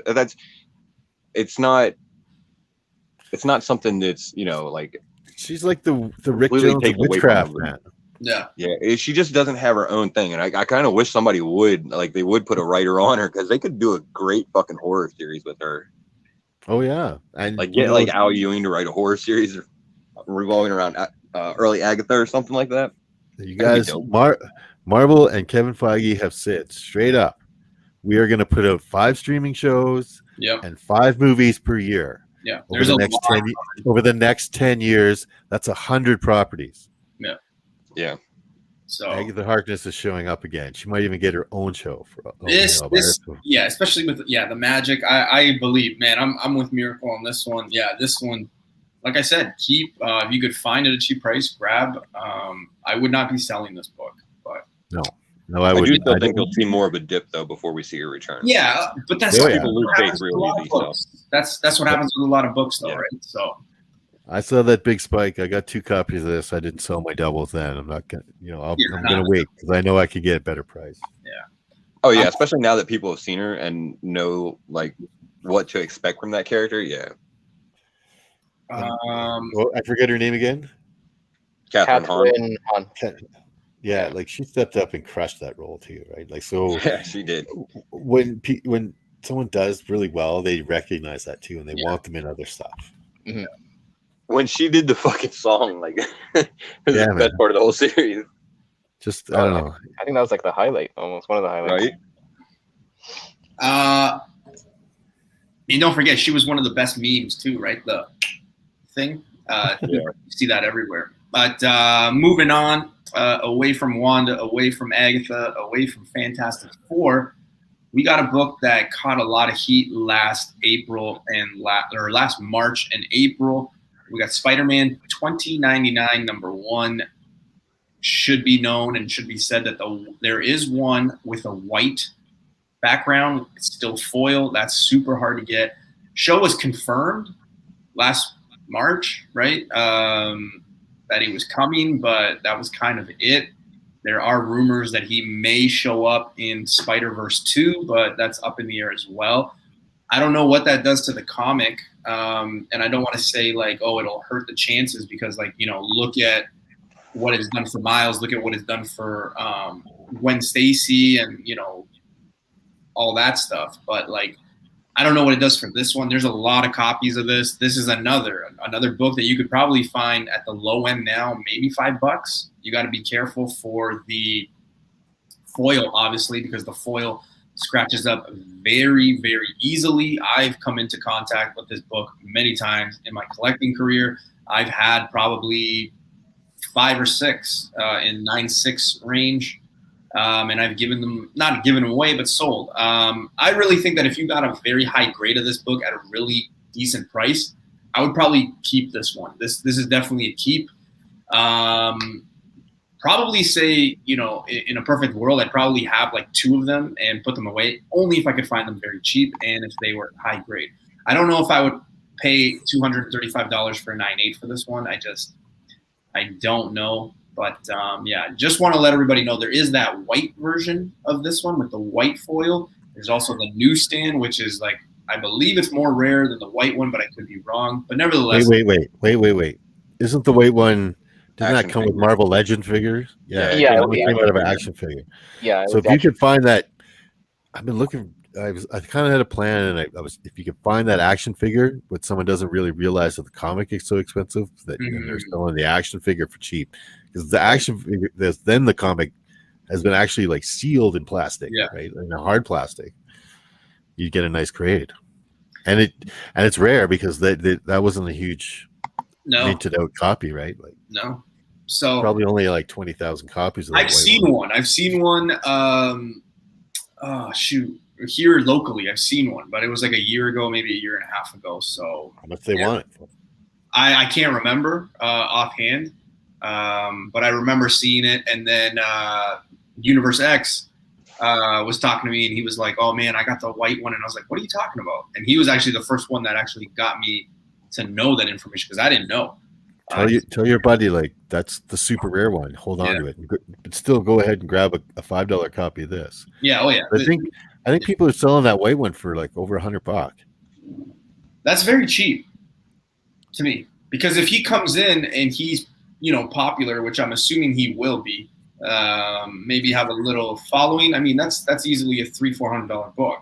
It could be more because like I haven't really looked into it for a long while. Yeah. This one, yeah, like I said though, I would keep a copy or two. This is definitely a book that many people were stacking or grabbing a lot because this book was literally $1 for the longest time. So I would keep a few, but it's very hard to get those 9.6, 9.8 candidates. So that's pretty much all I would collect with the price tag attached to it. Yeah. If you saw the end credits for Into the Spider-Verse one, I can't see how this character does not appear in Into the Spider-Verse 2. So if you're going to be buying this, I would say buy it before there's, I guess, more solid confirmation that this character is going to appear. Maybe either through a trailer or when he actually appears in the movie, and they're basically saving him as a surprise when the actual movie drops. Because we saw how the first Into the Spider-Verse did kind of pop a lot of those Spider-Verse characters like Spider-Man Noir and the other character. I mean, I guess the difference is this has probably a higher print run than that Spider-Man Noir. So for that reason, if I was to look for this book, I would probably not settle for anything less than a 9.8, probably, because it's like almost like the same thing with like the Spawn one. Like there's, you could always find a Spawn one, but finding a 9.8 is where the true gem is. So this is the same case, especially with the full cover. So if you're hunting, I would say, and if you believe in this character, I would kind of pay a little extra just to get that 9.8 candidate worthy copy. If you're planning on actually specking on it. So for that reason, I'd probably just hunt for like those perfect copies, because getting a VF copy is not that hard for this book. Yeah. So I mean, they're gonna use Miguel in Into the Spider-Verse. Not sure what their plans are as far as after that. Because there's nothing running, I think, right now as far as the 2099 line in the comics right now, right? Not that I know of. I mean, the only 2099 was that Nick Spencer run that. Yeah, they did that little crossover event a while ago, but that's about it. Like since that's pretty much the only. Yeah. Yeah. So he might. I mean, obviously, I guess there's been talk that he might get his own series, and Marvel said that too. So they could definitely use him. I think one of the biggest values in this book is that they use like some bullshit ass fucking lotto scratch off fucking foil on it or something that's hard as hell to find in high grade. Mm-hmm. Tell us how you really feel. The foil on it was just horrible. It is. Like, it was garbage. So yeah, if you've got high grade copies, obviously there's some value there because man, that foil is horrible. Yeah, if you can find a white one, grab it because that's going to be the chase. But like unless you got a super high grade copy, and like you guys have been saying, these things are scratched to heck. I mean, it's not impossible. A lot of these books were collected at the height of collecting in the 90s. This book came out, right? And they went like right into the package, like right into a bag and board and sealed up, right? So there are lots of 9.8s out there, 9.6s, 9.4s, 9.2s, 9s. Like it's not, I don't see it being super valuable. Even if he does show up into the Spider-Verse, I don't see this book becoming really any kind of valuable, maybe $15-20 at the most for a little while and then go back down. So if If he shows up in the Spider-Verse, I'd sell it right away if it spikes, because I don't really see this taking off. like, And what if else I'm are they gonna wrong do with and him? I only bought it for $1, I don't care. I'm like, Yeah. Yeah, it's just tough. Like, what are they? I mean, what are they gonna do with him? You know, like, it seems like it's just kind of they've ended that line for the most part. yeah, I don't know. I And mean, let's face it. I mean, if they bring, I'm real excited for the next Spider-Verse movie because Yeah, they're basically going to do. From what I can think of right now, my big spec on the Spider-Verse is that they're going to do the Spider Eaters thing where they were jumping across all the different Spider-Verses rather than just having Miles Morales have all the guys come there. This time, right. I think he's going to be jumping around, and they put together the Spider Army to fight. Damn it, their name isn't coming to me right now. But they were a big group of basically spider vampires that jump from dimension to dimension and ate Oh spider yeah, people's the swords. Right? Inheritors. The Inheritors. Thank you. Right. So I think they're kind of going to do that storyline because that kind of makes sense to why they'd be jumping around and try like Miles Morales and Peter Parker. Yeah, Jumping round and round again, putting together the Spider Army, and we could see guys like Lapiridon, like the Japanese, like Spidura Man, and right. like all the old guys coming back. And I could definitely see Miguel coming into there from some as well, right? you know, what's interesting to me is I was big on ASM 365 like 6 years ago. It was one of those gut books. I always talk about, like, some people sometimes are like, man, why did you grab this book? And again, a conversation I had with Universe X. I said, some books I spec on, I believe in the characters, so like I grab. But I remember when ASM 365 was like a 50-cent book, and I got rid of most of them last year when the hype, was going for this. Oh yeah. But what people don't realize is the ASM 365, you actually get like the beginning of this story, do you not? Like, so in my opinion, I think this is the book to have over that ASM 365. In terms of Spider-Man 99? Yeah. I think this one is the one. I don't think it's ASM 365. I could be wrong, but I do think that it's like the first appearance of it, like, actually is like this story. Or Yeah, it was like a preview. It was like a few preview pages on 365. I mean, for the prices preview appearances don't always. So that's what I think that this is actually down the road. I think this will be the winner over that ASM 365. Yeah, I mean, I don't know what's gonna matter. They'll probably both hang around the same price. Well, it doesn't hurt the fact that he's also on the cover. So yeah, both of them are just too super high printed to really that too value, right? Yeah, they were up there. Like there's almost a copy for every collector in the world. Like, yeah, right. We can't see the whole world, but we could give ASM 3. Yeah. All right. Next book we got is Loki #1. Face really wanted to talk about this one.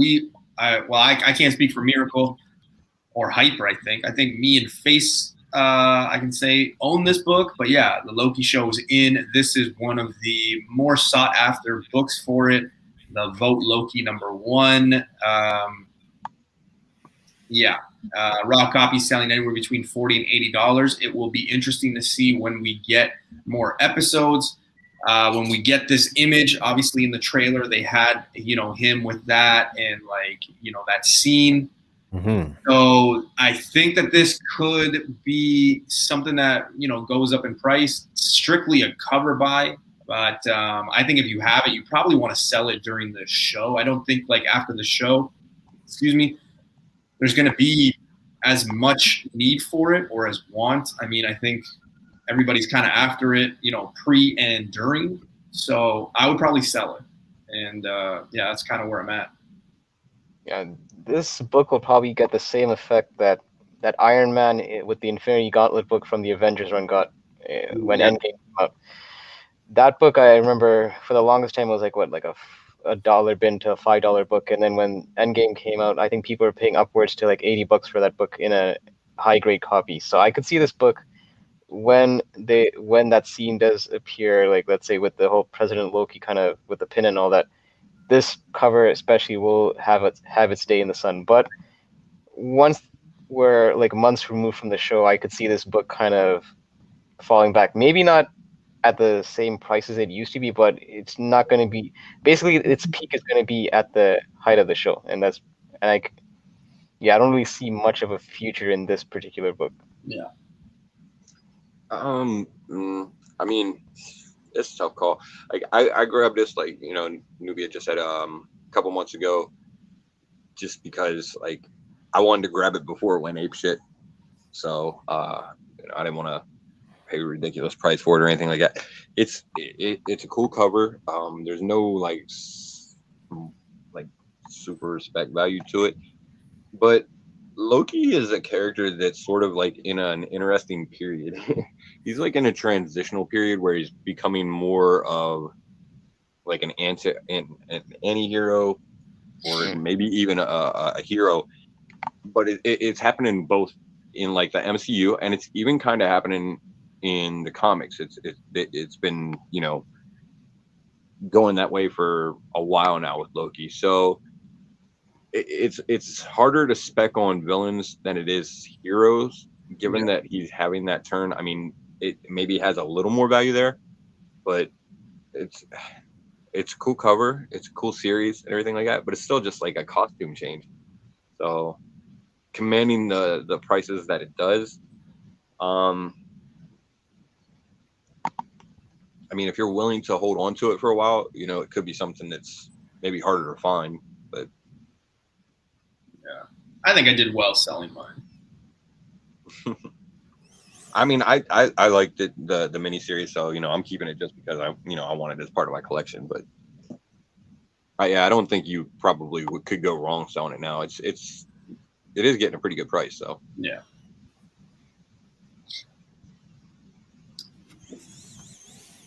Oh yeah, I would definitely be looking at selling this book. Sorry, I was kind of screwing around there. There was a dude on here, Eddie Mullet. You just said that at ASM 365 you get Venom's first solo story. That's not right. You get your first Venom solo story in ASM Annual number 25. Anyway, this book, I would be selling this book if someone offered me $40, especially if I like had it in my back pocket for a while. No problem, done. Get it out of here, because this book is going to drop like a stone as soon as Loki's over. Yeah. Guaranteed. This book is not. There's nothing holding weight on this book other than it's a fun cover. I like that cover, but yeah, it's like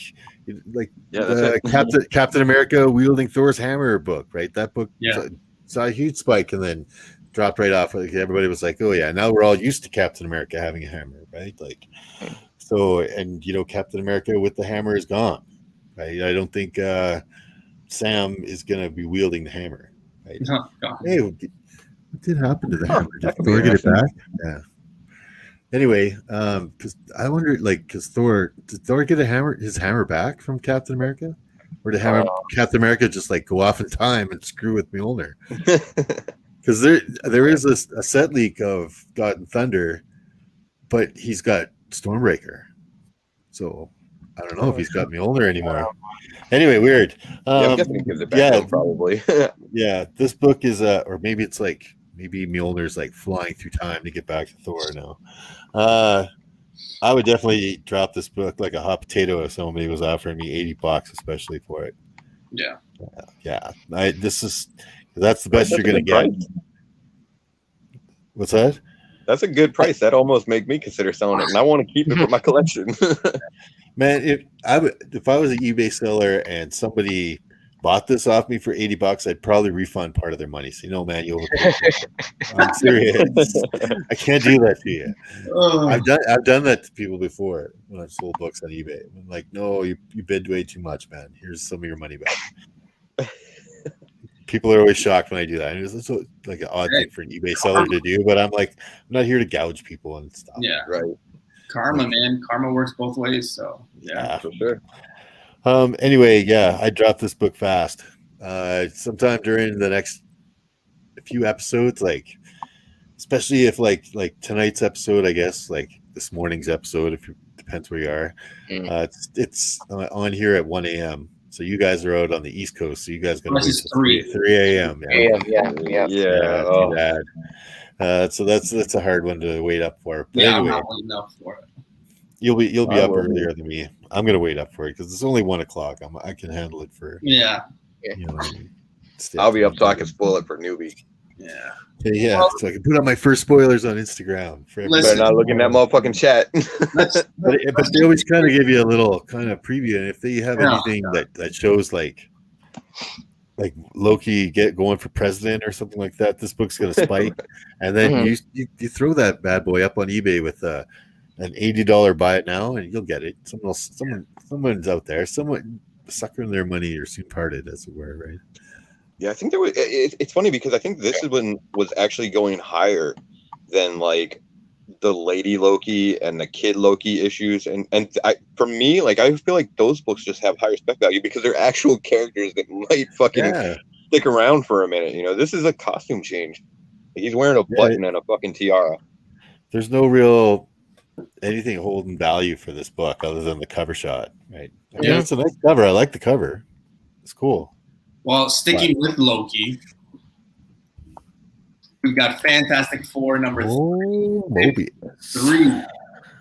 So this book was, I don't know, maybe $1 book a year ago, even with, people kind of hinting that this guy, whatever, yada, yada, yada. The raw copies now are selling anywhere between $40 and $80 Canadian. The Loki show made this thing spike. 9.8 CGC is selling between $1,400 and $1,600. That's multiple copies. And I get it. People are like, well, newbie, you can ask anything for a book. Correct. You can. But Owen Wilson played a great Mobius. Like he played really great role. I enjoyed him in that role. I think he's got something here. We could see him, down the road, especially with TVA kind of always being there. I guess we learned that in the first issue. This is the one that you want, right? You have him down there in that corner in that slot. But I'm telling you right now, I think that this. Part of me says that this could go down the rabbit hole of, Agatha, Fantastic 494. However, if you were able to get this book when this was like $1 book in bins, I think that, you probably have a couple, maybe sell a few if you can get, $1,400 Canadian or something like that. But I'd definitely maybe keep one because who knows where or how far they take this TVA, especially now when we get into this whole multiverse, this whole timelines and everything like that. Do you honestly think that Loki's the only one that maybe messed up the timeline? No, I think that there could be others. So who knows how far and how long this character could be around. I want to say, can you get rich off this? No, but I mean, if you were collecting this book for $1, like 2 years ago even, and you got like 30 of them and they're all 9/8, I mean, you got a big wallet going right now. So that's where I'm at with this book. Yeah, I mean, so this one's a bit of a tricky one, but because I don't think the whole concept of time travel and all that is just going to be confined to only the Loki series. I'm sure it's going to be, brought back in other parts of the MCU, especially with the intro, like you said, with multiverse, and you're going to have other multiversal characters like America Chavez and those characters that actually can jump through different time streams and all that. So I could see a character this is a book that could have its ups and downs. So right now, especially with the way Owen Wilson is playing this character, I could see the popularity of this character just surging episode by episode. But I could see that this one also cooling off when the show kind of ends. So I don't know. I guess don't buy it now and maybe wait a couple of months after the series and then pick it up. And then, but I'm not even sure what the future of the TVA is. So maybe, okay, put it this way. If you're going to sell it, probably sell it closer to like the finale or the apex, like the penultimate episode of the series, when I'm sure the character will be even more popular. Penultimate. If I remember right, in this first issue, I think Mobius like almost wipes out the Fantastic Four from existence. And you know, it could be interesting because like Owen Wilson could sort of play that like lovable loser type of character that they could, you know, maybe use to accidentally play out maybe even that storyline. Whenever they bring in the Fantastic Four or something, who knows? Will they keep the TVA around? It's hard to say. You know, it just depends on how the series plays out. You know, it could be one of those things where, you know, the TVA sort of like a red herring for something else. You know, there's a lot of people that are looking at like the Living Tribunal, stuff like that. But it is, you know, it is something that they could keep around too.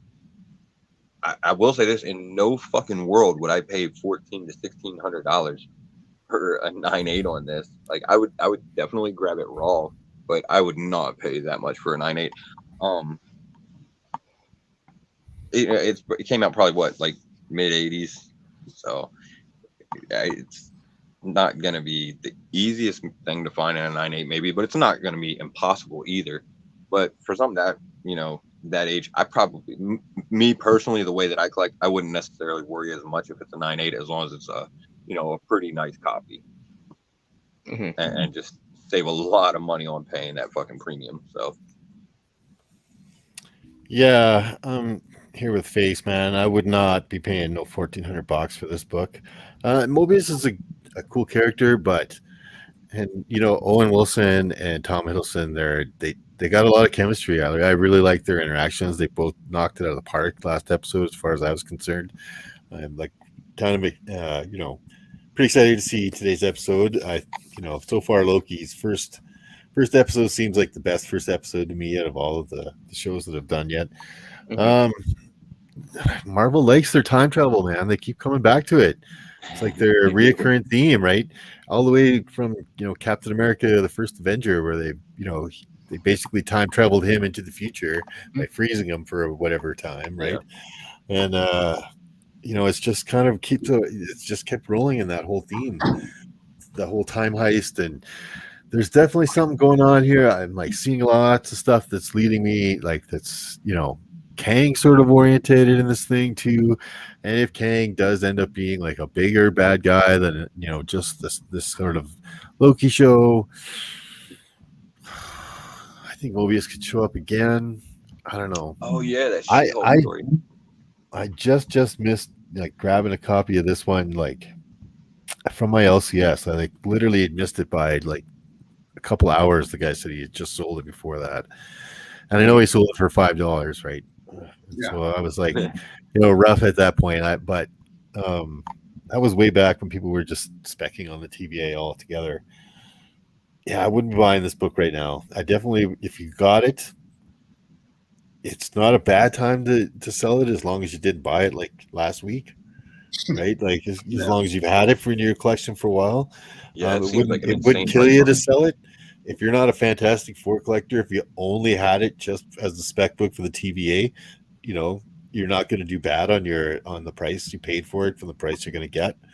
If you feel like holding on to it, I think you're taking a chance that Mobius is going to stick around. We don't know what's going to happen here in the show. At the end, he might be like, well, it's part of the TVA's thing to never be seen again, and I'm out of here, right? Like, I don't know, right? That might be the last thing they say. Or the timekeepers might be like, screw it, let the timeline go. And that's how we get into multiverse of madness with Doctor Strange, right? Now he's trying to, you know, put all the multiverse back together after the timekeepers were like, screw the sacred timeline, screw the TVA, let's disappear it all, right? So we don't know what's going to happen. You know, something that occurs to me that's kind of unrelated, but so the first episode of Loki, they checked Agents of S.H.I.E.L.D. completely out of canon, right? Mm-hmm. Yeah.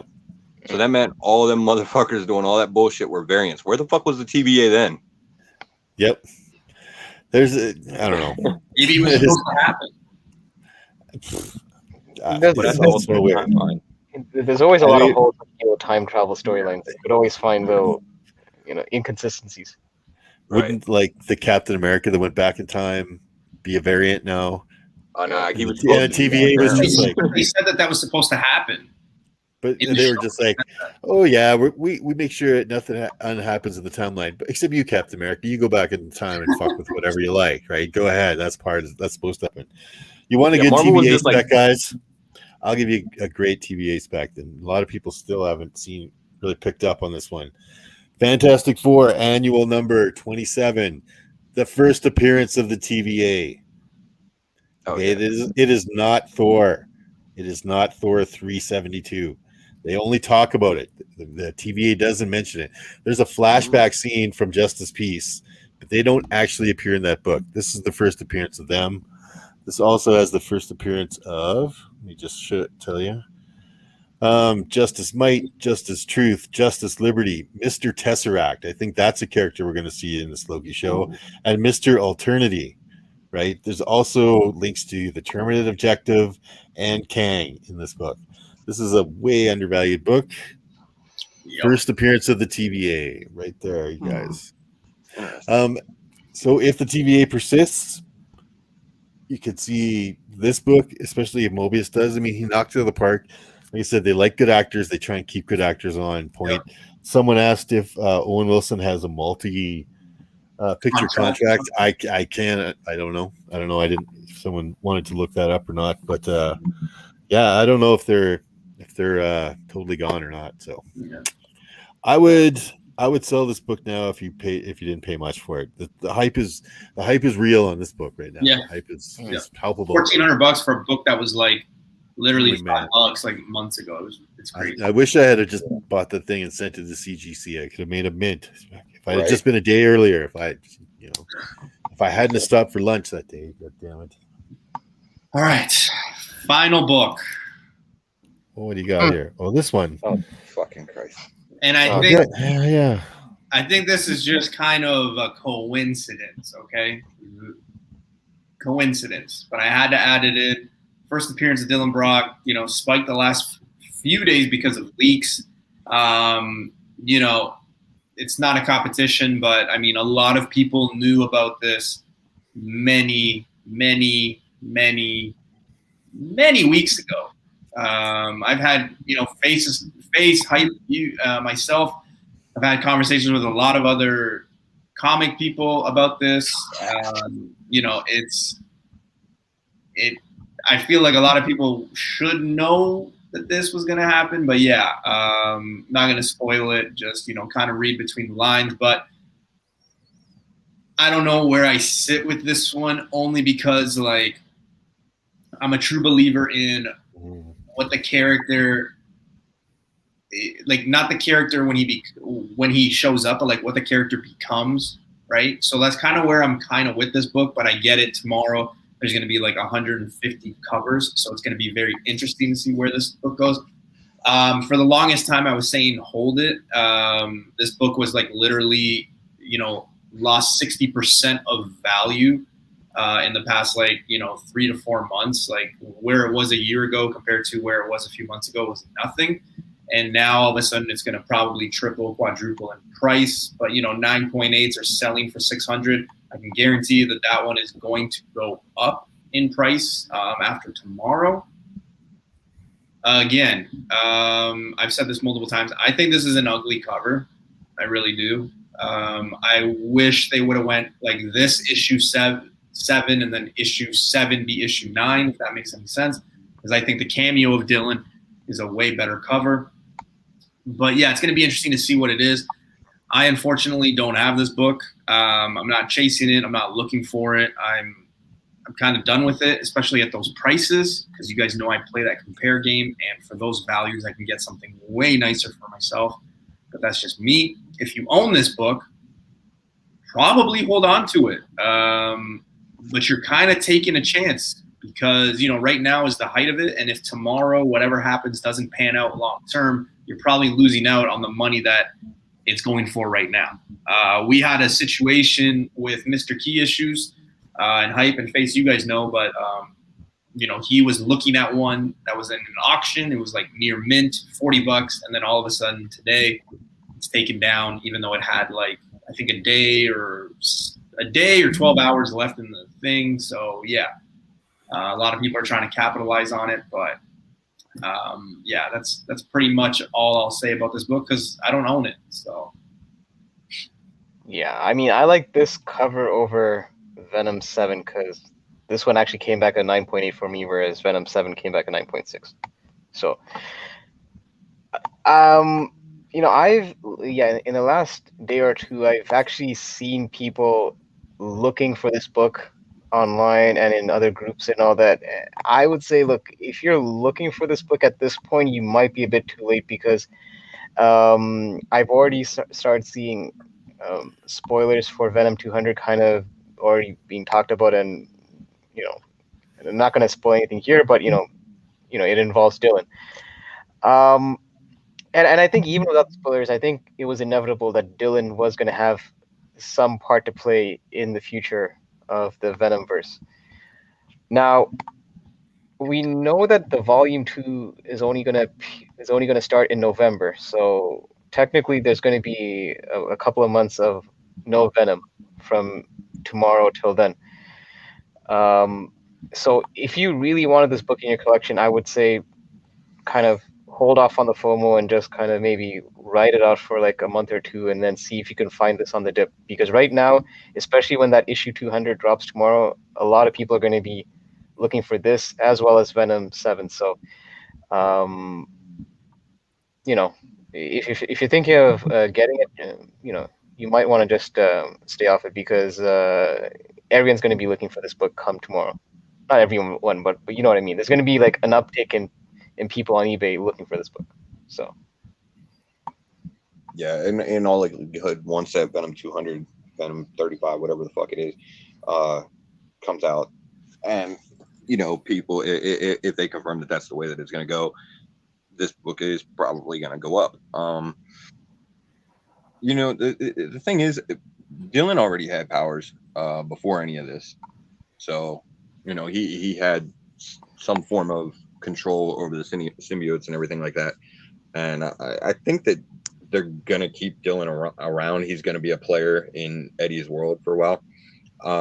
We don't have any Venom series running from now until November, but they are doing that Extreme Carnage event or whatever that's coming up over the summer.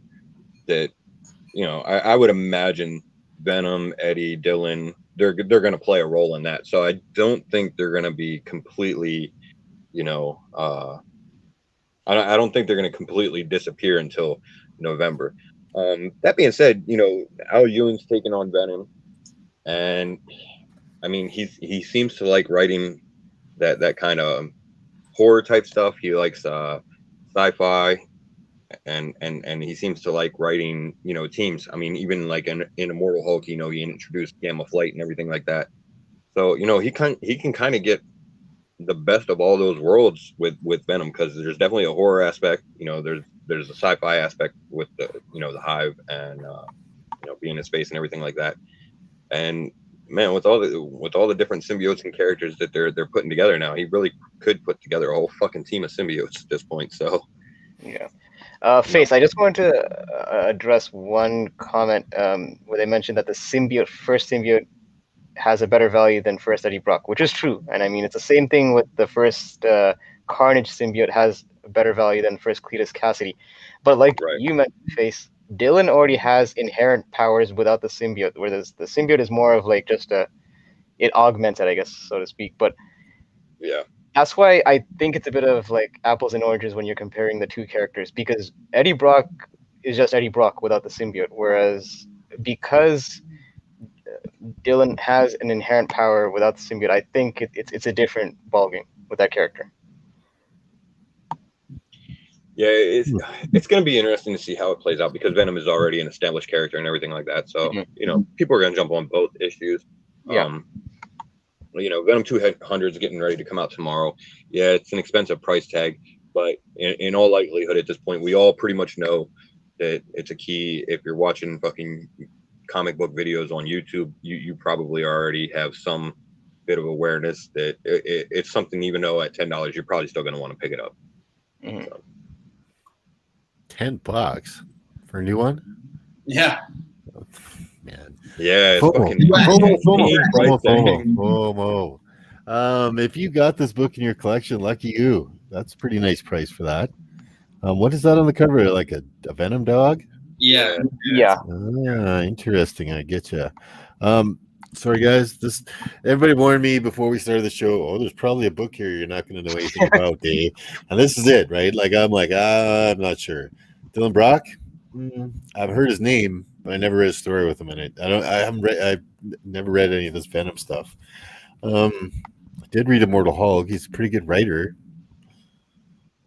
It's tough to say with modern comics because if collectors want it, these are they're like a mem issue, right? Like it's not based on any sort of television spec or anything like that. It's purely within the comic book story, which I'm not really totally aware of. So I'm like deferring to what you guys were saying. Like you guys think like this character could go on in comics and become like part of the whole Venom verse, right?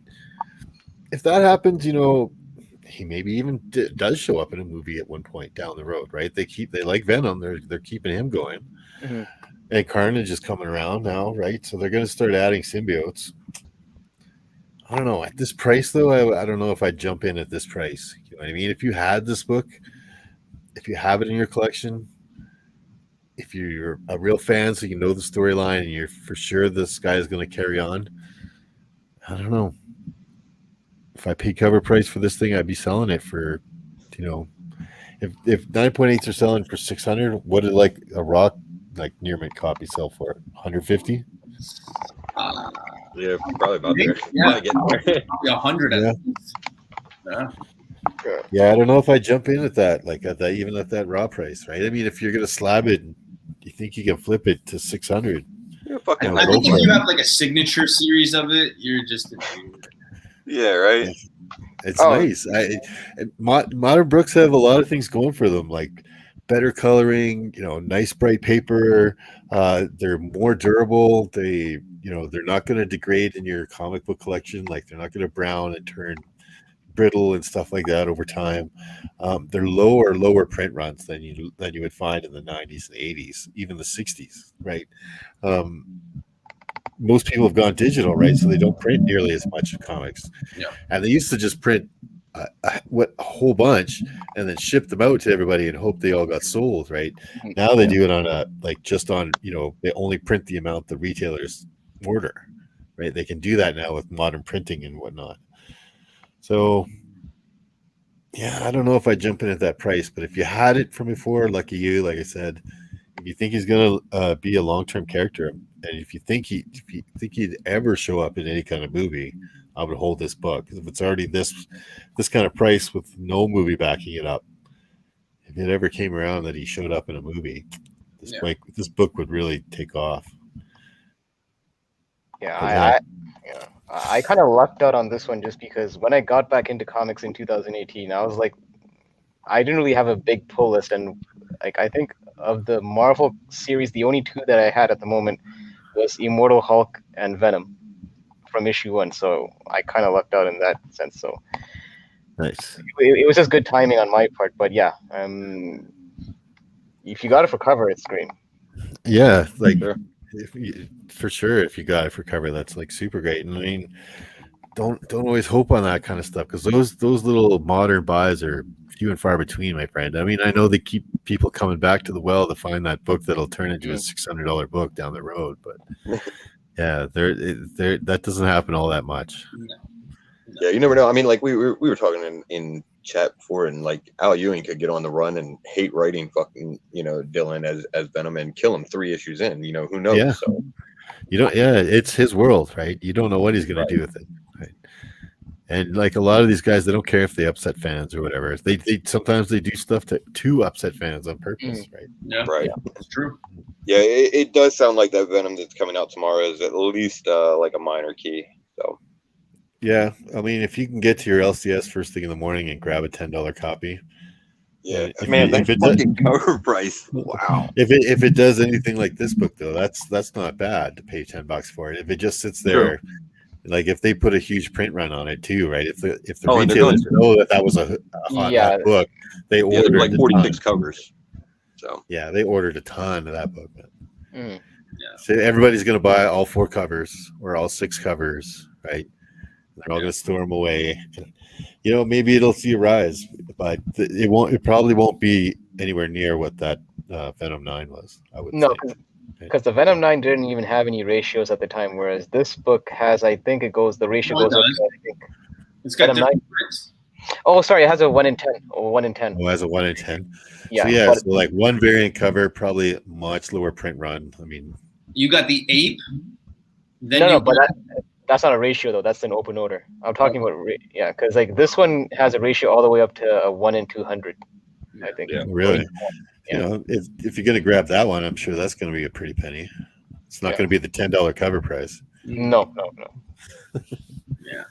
Well, guys, that was our Keep, Sell, Buy portion show. I want to thank everybody for tuning in. Just quickly, you know, I want to thank Miracle for, you know, Mr. Miracle, because we're not on first name basis yet. Mr. Miracle for joining us.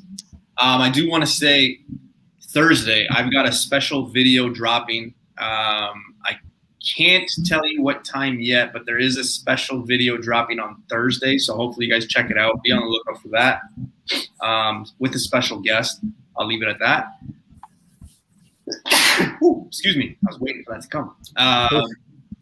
What's it called? Yeah, I got a special video coming out on Thursday. And if you're new to the channel, we go Sundays and Tuesdays, 9:30 p.m. Eastern time. So tune in for Sunday's show with Hyper Face. We do new comic book day, comic news, and newbie spec of the week. Not as well as Mr. Miracle spec, but I try to keep it a little close. And quickly, you know, Hyper Face, what do you guys got coming on your channels? Hype, I'll start with you. Yeah, I mean, let's see. Sunday I'll be on your show, and what else? Actually, no, I'm not gonna say it yet because it's not confirmed. But Monday, but next Monday, I should be back on FaceTime's show previously on, and we should have a special guest who's making his YouTube appearance. So that'll be on Monday. Nice. Yeah, for sure. Like Hyper said, we're back on Mondays, starting next week, and yeah, we have a special guest that's going to be having their first appearance on YouTube. We'll save the announcement for who it is a little later in the week. If you follow IG, you've probably seen some stuff by him. So. Yeah. Well, that just leaves our guest. And, I'm always reading. I'm reading the chat, so interesting. No, hey, dude, it's all good. No. I was going to say. I have got, of course, another spec video coming up. I've got another 5 undervalued on deck. As always, consistently, we always put that out on every second Friday. I do another show with a couple of buddies of mine, Metarog, Genome Presents, and of course, Comic Head 84. And I do a review show that's called Graders Notes. This week we always pick some whack books. It wasn't my pick, but we're gonna review Archie versus the Punisher. So that's kind of like, what? Why did you pick this, Roger? Damn it, Roger. Anyway, but no, I love Roger. You gotta have picks like that, just thrown in the middle, just because it's like, man, Roger sometimes he's hilarious. Anyway, so I'm always doing that, and of course, I like popping on other people's channels, just rando people like me, I guess. So I show up once in a while. But yeah, just if you guys haven't subscribed, please subscribe to my channel. It really helps me out. I'm constantly putting out these spec videos, tons of books that I've put. Last count, I think about 350 different spec books out over the last 3 years of my channel, and we're gonna just keep rolling, man. And the longer I do it, the better I get at it. Like we were talking backstage a little while, there are a lot of new spec channels out there. Not so many so good. You know what I mean? Lots of rehashed spec stuff or stuff that's like, why are you showing me this, man? That's not a spec book. That's terrible. Go home and study your spec, and then come back and do another video, buddy. Anyway, please subscribe to my channel. Newbie, Hyper and Face guys, thanks so much for having me on. I really, really appreciate it. You guys have been, great to do this show with. I like really brought up some interesting books, and like I'm sorry I didn't know more about the Venom one. Just kind of give you my play on what modern books are, and just looking at price values of stuff. And yeah, but it's been a lot of fun, and I've really enjoyed talking comics for the last couple hours with you guys. Hopefully the audience you guys have found a little value here today, or agreed with us, disagreed with us, or maybe you were like, man, fuck that Miracle guy. I'm unsubscribing. Screw subscribing to that guy. Anyway, yeah, so yeah, I've had a great time. Thanks for having me on, man. I think you had more comments of people saying that they're gonna subscribe after the show. Yeah. Definitely. Good. More power. Give me the hearts and minds of thousands. I mean, oh man, well, hey, thanks for coming on. And I look forward to we've talked about doing some stuff in the future, so yeah, 100%. Yeah, Newbie and I were talking about something special a little while. That's gonna we're making that happen, man. Yeah, 100%. We're not gonna tell you, but trust me, you're gonna like it. Yeah. Well, guys, that's it for us. Take care. We will see you Sunday, and remember, keep looking for those books because they're out there. Nice.